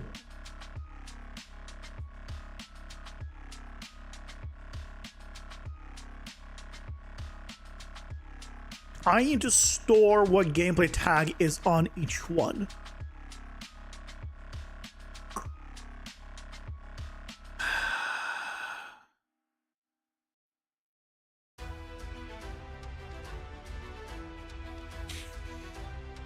If I store what gameplay tag is on each one, well, I don't need to because I know that's going to match. This is going to match this. Right, because it's literally the same index. So I can do a switch here, get this, and I know it will match here. And then I can do the same switch on. I can do a switch on gameplay tag. Yeah, okay, we're good. Had to really think through that.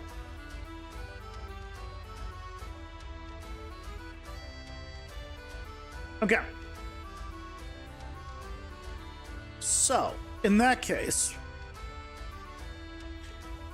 this looks good. Is there, what other, do I want any other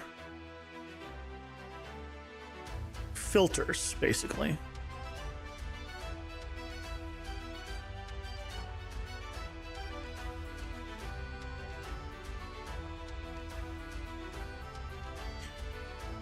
Is there another filter that I would want?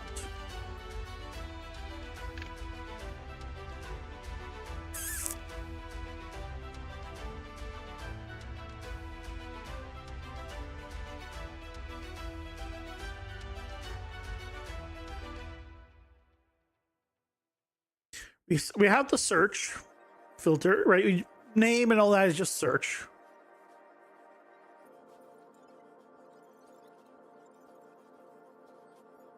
Numbers? I mean, again, this is like, you're just not gonna be able to put a number here. You can put 50, you'll get all the 50s. Problem is you can't type on a controller, so that's not gonna be something I'm gonna add as a like a checkbox or drop down kind of thing, because that'd be too many values. I was also thinking about maybe having these numbers that do like damage automatically adjust their values based on your power-ups, but that's for another time. Because right now, basically, we can do it by tier, so it can be the white cards, green cards, red card, purple cards, or these, right? Unstackable weapon. So I think we just use those for now. If I think of something else, I will add it. But I think that's what we're gonna have to do. I think I'm also gonna kill the reset button. Do I want to? No, do I want to? No, I don't want to kill the reset button. But I think I'm gonna change it to be on top, search and reset. So top one will be search, the bottom one will reset. And I think I'm gonna do that because it'll just make it so much easier for navigation.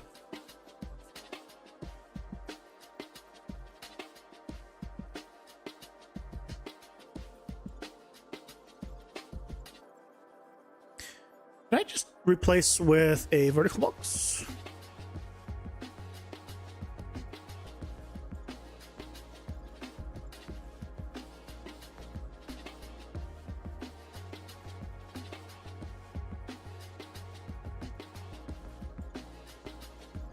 Have reset be an icon? No, I can have it just be below. It's fine. I just need to make it a little nicer.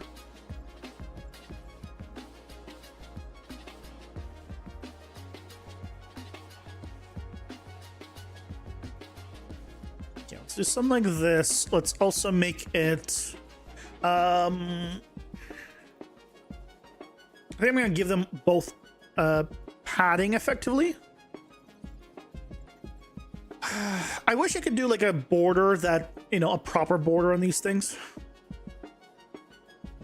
Sort of like what I did here. For now, this is fine. You know what? I'm not gonna go and make this pretty right now. Let's make this work. Yeah, this is just much nicer. Search, reset. There's another 2 keywords.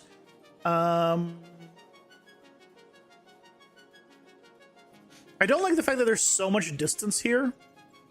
I will say. Do I even need these colon? Maybe just kill the colon. What does it look like without it?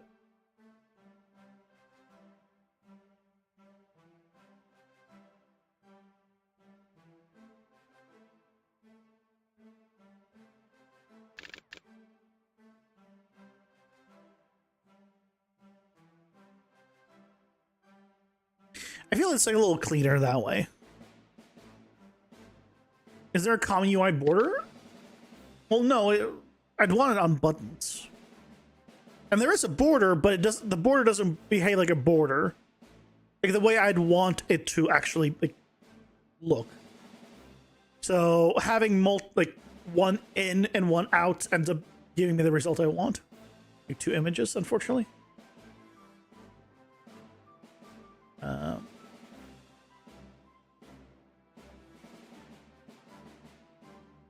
This.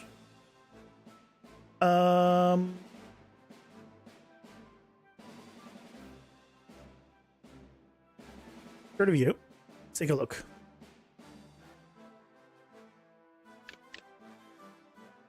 Yeah, that's a lot cleaner. I like that more.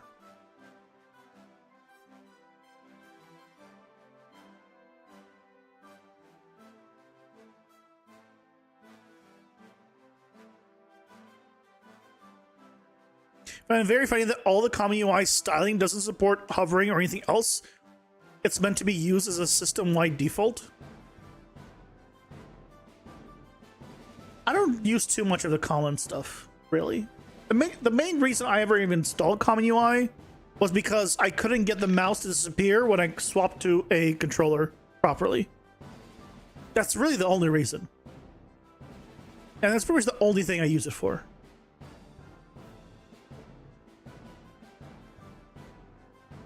Implied already the box relates to the option. So the colons are redundant, I guess? Yeah, that's what I was thinking.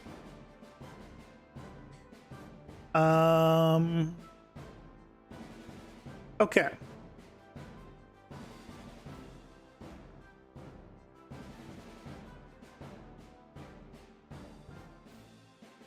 Trying to think, is there anything else I want to... I think this is fine.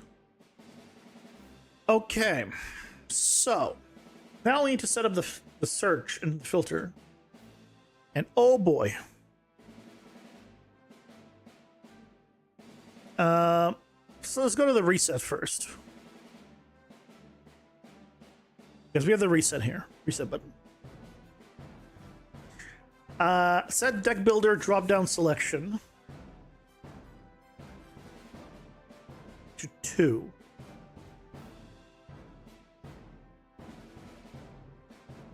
Reset selected search. What is this drop-down deck builder drop-down selection? I don't remember. My brain's not working anymore.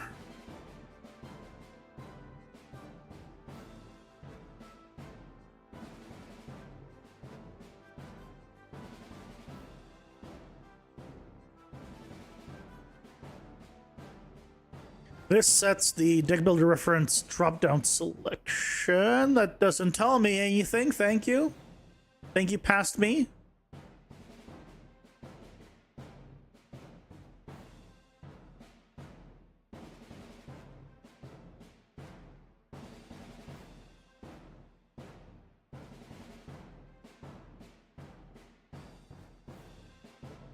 Drop-down selection.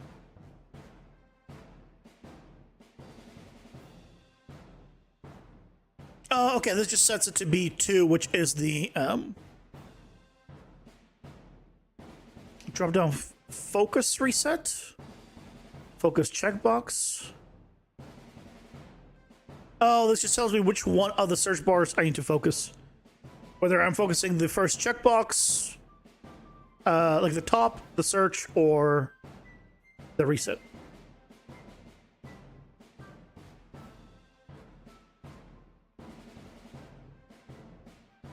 Yeah, okay, that's fine. So that does the reset, but we also want to make it so all of these guys get also reset. So what we want to do is for each loop, I need to give them an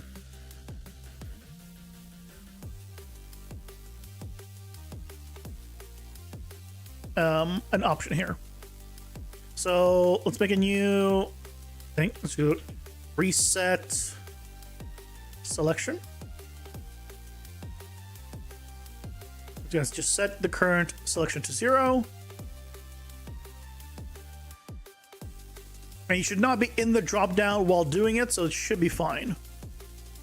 That should be the only thing it does for now.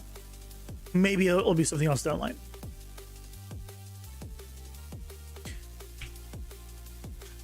Reset select. No.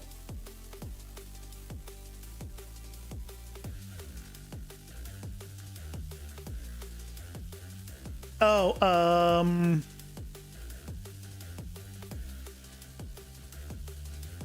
get custom dropdown. Reset selection.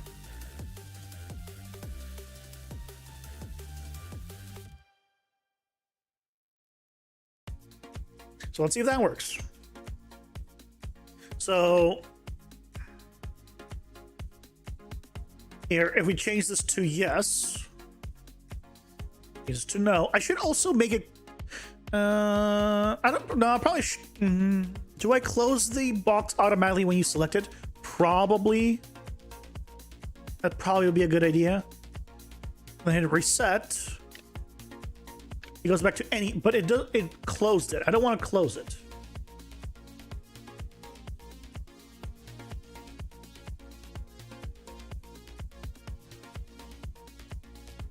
We should select the search bar filter.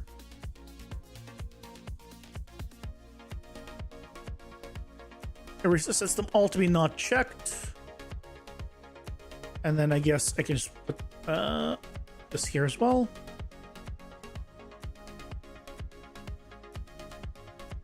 But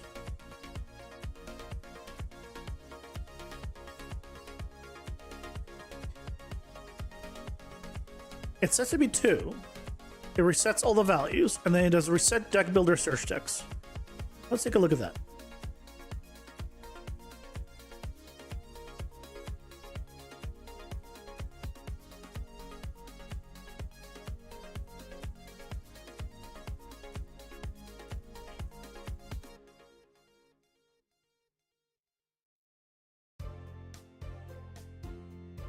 It goes to the search bar and then reset search text, which sets the text to be 0 and then call text updated. Okay.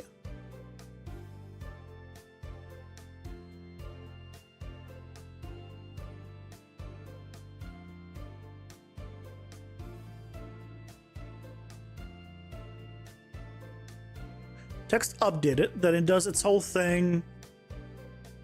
It sets the slots, generate available cards.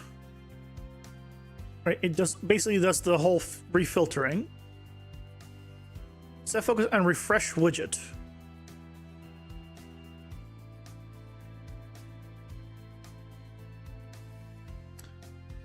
Oh, well, then it refreshes here. I don't want to do set focus and refresh widget. I think. What if I just don't have that? Do I even need it?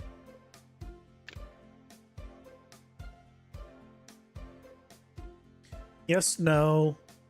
Reset.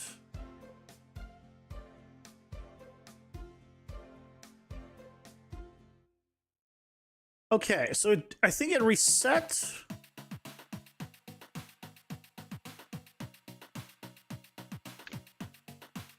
Oh no, just closing and reopening it resets it.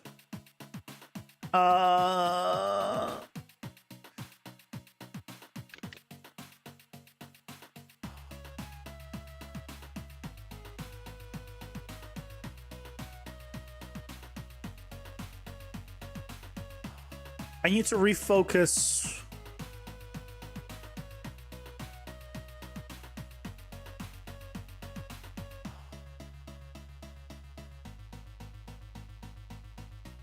So this is correct, but it's not correct when doing reset.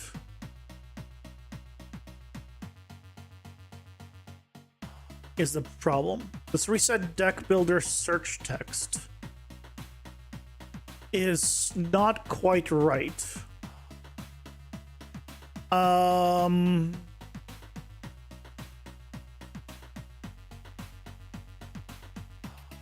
Do I want to add a boolean and be like stay in search?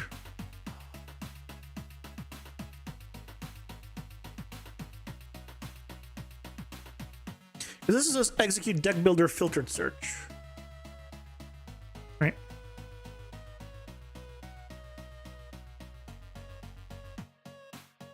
Which is just filtered search. But the problem is, right, filter search still goes here. And then research search text still does call text updated. So they both go to the same place. Only difference is one clears it.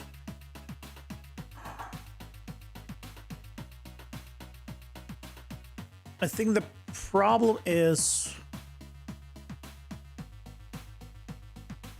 I think I don't want to change the focus.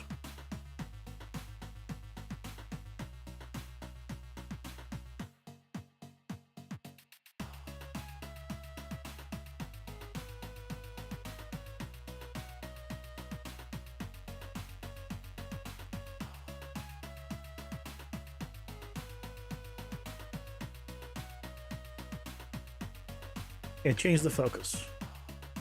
Why did I close it? Because refresh widget deactivates and reactivates, it doesn't check if the dropdown was open.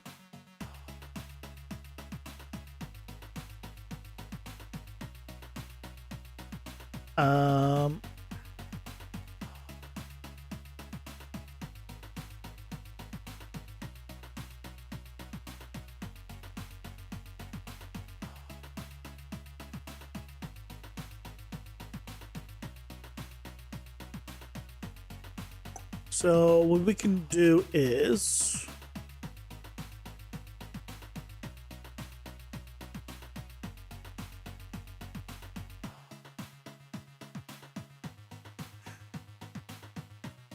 in the search box, we need to know, oh, not here.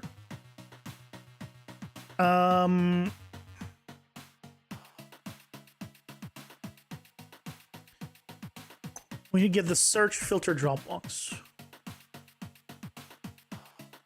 Get search filter Drop down reference. Open. Huh? Wait. No, not you.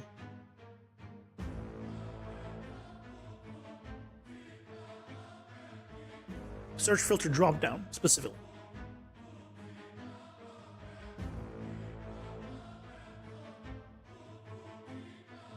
This one. Let me just check if it's open. Okay.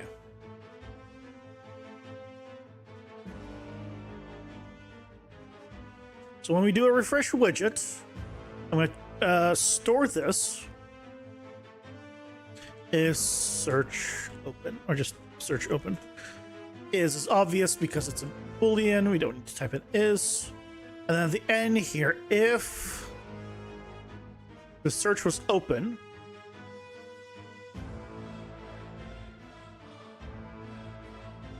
then reopen it.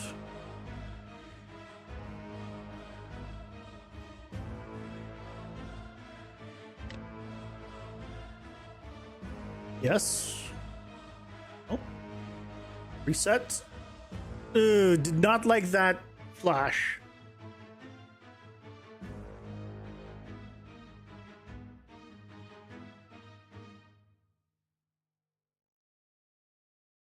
Did not like that flash.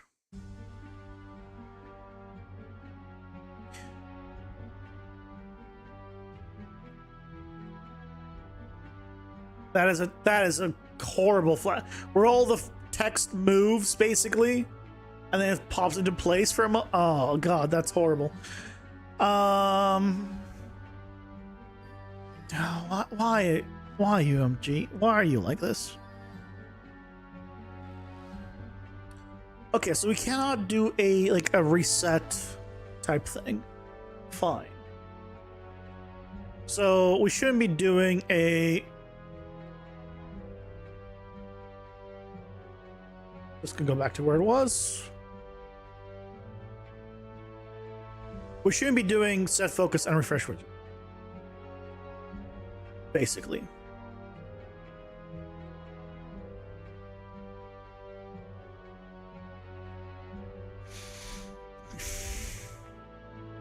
Okay.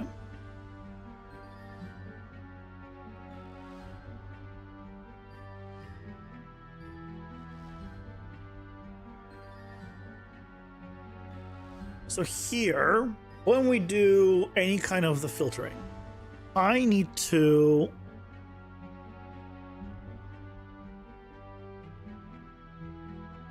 filtered search.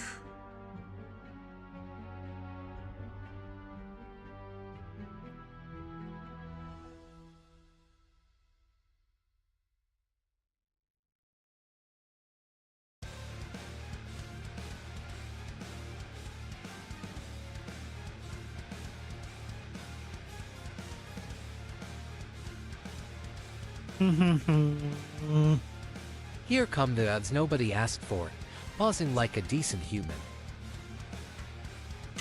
I feel like that one's been chosen a few times. I have 20 different things. It's surprising it's rolled into that one a few times.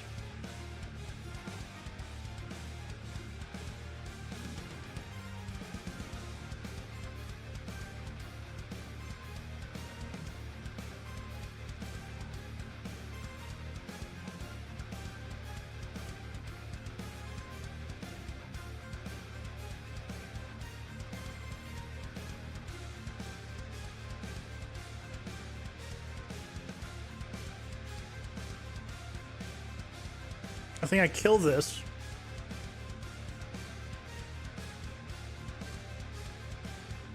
This is definitely a bad. And find a workaround.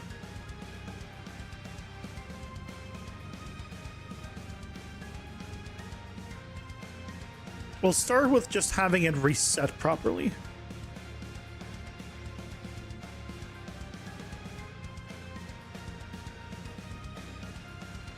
Cause to glitch out, freaking UMG being UMG.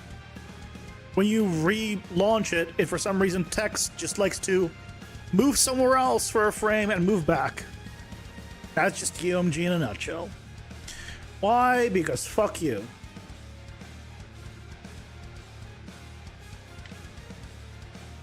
So if I did card, or card, crit, then click reset. Okay, so I don't need to do anything else. Crit, open this search. Right, this works.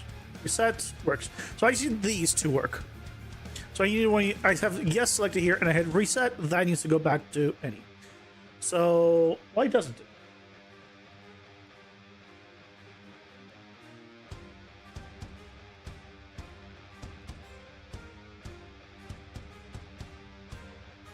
It sets it sets this, but it doesn't call it on the child. Drop down option. I need to then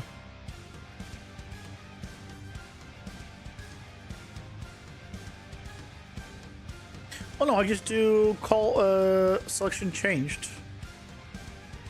Right?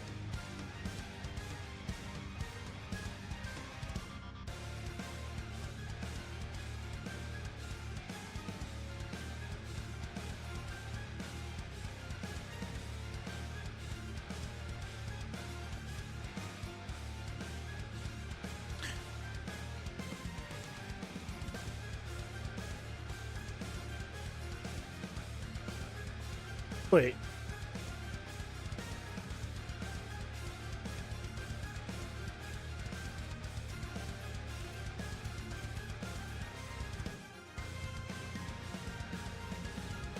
My brain is, I think, glitching out itself.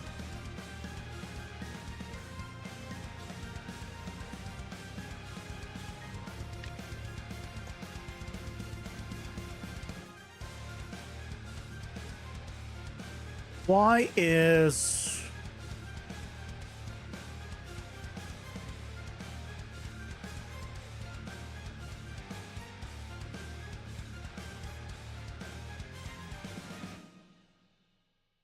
This is triggering, right? Let's start with that. Is that even triggering?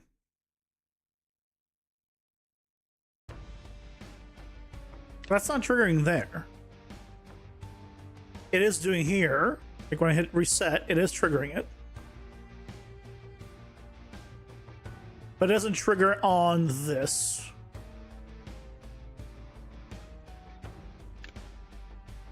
So I have a feeling I'm not setting the right thing.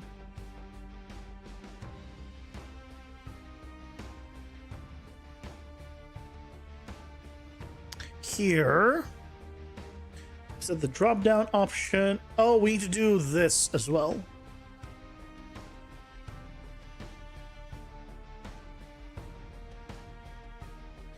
I think we might be setting the value, but we're not setting the text.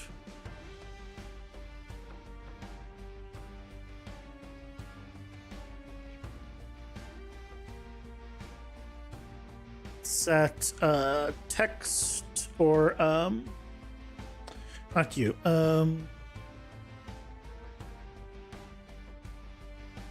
Sets text. Any.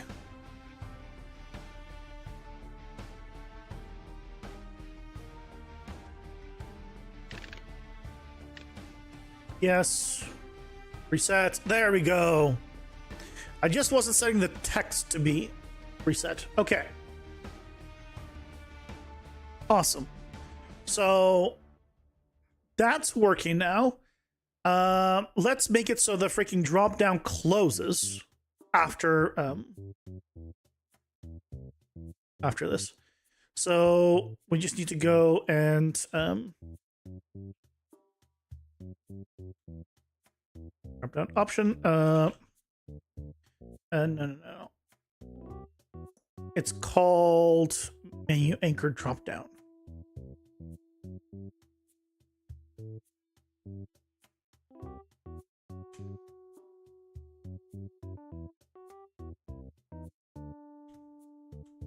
Close it, please.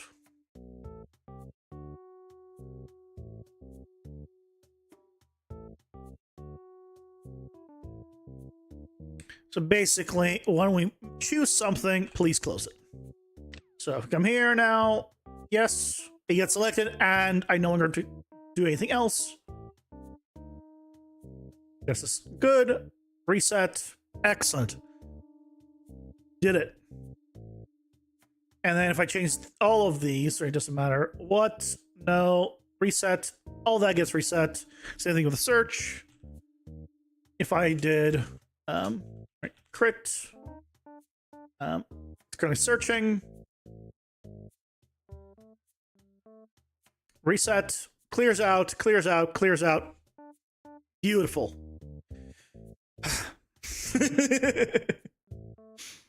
Okay. That was the easy part.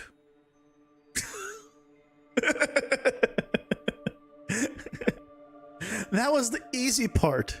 The harder part is actually making the search work with all those options.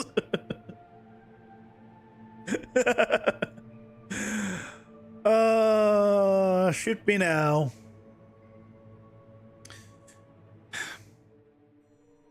Okay. So now we're doing the execute deck builder search, filter search, which does this, which does all of the word-based filters.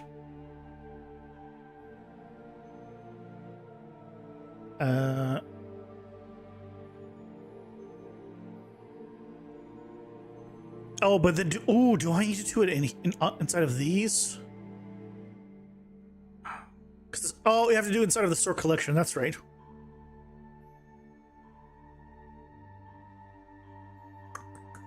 So here.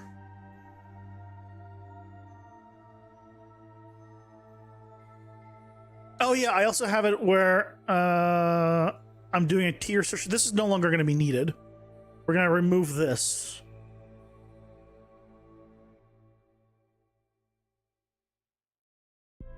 Based on the sorting here. This is all the alphabet. This should really be in a function library. Don't ask me why this is not in a function library.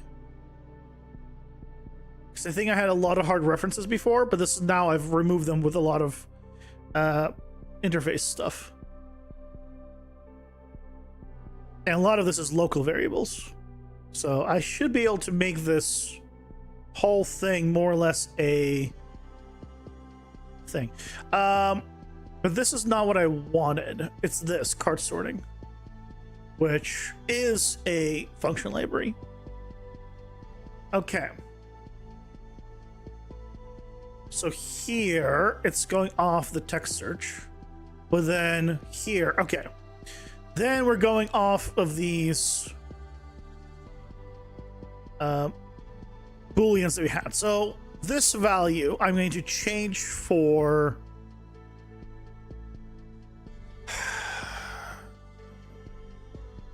I need to change this. Get selected search filters from the game mode. It shouldn't be in the game mode, first of all. I should put this in the HUD, because that's where the reference of these things are. But I was saving these, I guess, between things, but there's no reason to. So, data asset? What about it? So instead, let's think about this. I'm going to have an array for this, for this stuff, where I have the gameplay tag and then the value of it, and then I have these. So what I could do is I still need to store them somewhere, but really I don't. All I need to do is add a function that gets me the information, and then we can go ahead and use the Blueprint interface to get the value of the function, which will get me all the information I need for the card tiers and this without ever needing to save it in either one of these. What if we reset the text on reset? I do reset the text on reset. Yeah, I already do that. If you click reset, that's what happens.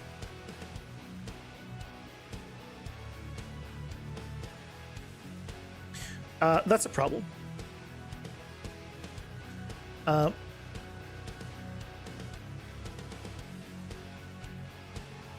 am I on cards? What did I do?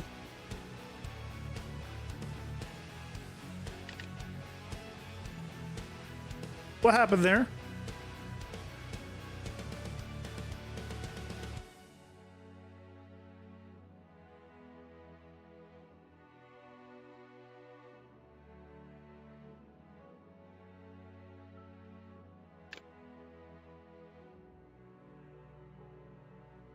What?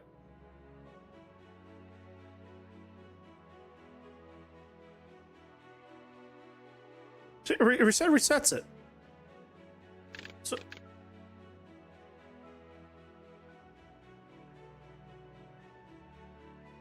I think it's just telling me that I think it's enough for tonight. I think really what it's telling me is, you know, maybe it's time to put it down for tonight. I think I'm not going to store these values in the game mode or the HUD or anywhere. I think I'm just going to make a blueprint interface tomorrow that just gets the values from that the deck builder, and then just get the values and then just pipe them out, and then I can do based off those. I will have 3 booleans for tier 1, 2, and 3. And then I will have an array of gameplay tags and an array of values that are going to be, and they're going to be 0, 0, 1, 1, right, whatever it is. So, and those are going to be the drop downs. And so then I can go and adjust based on the tier as I was before, with still the branch, boolean, whatever I was doing. And then a loop. Yep. The only thing that is a little about the whole thing is I do have to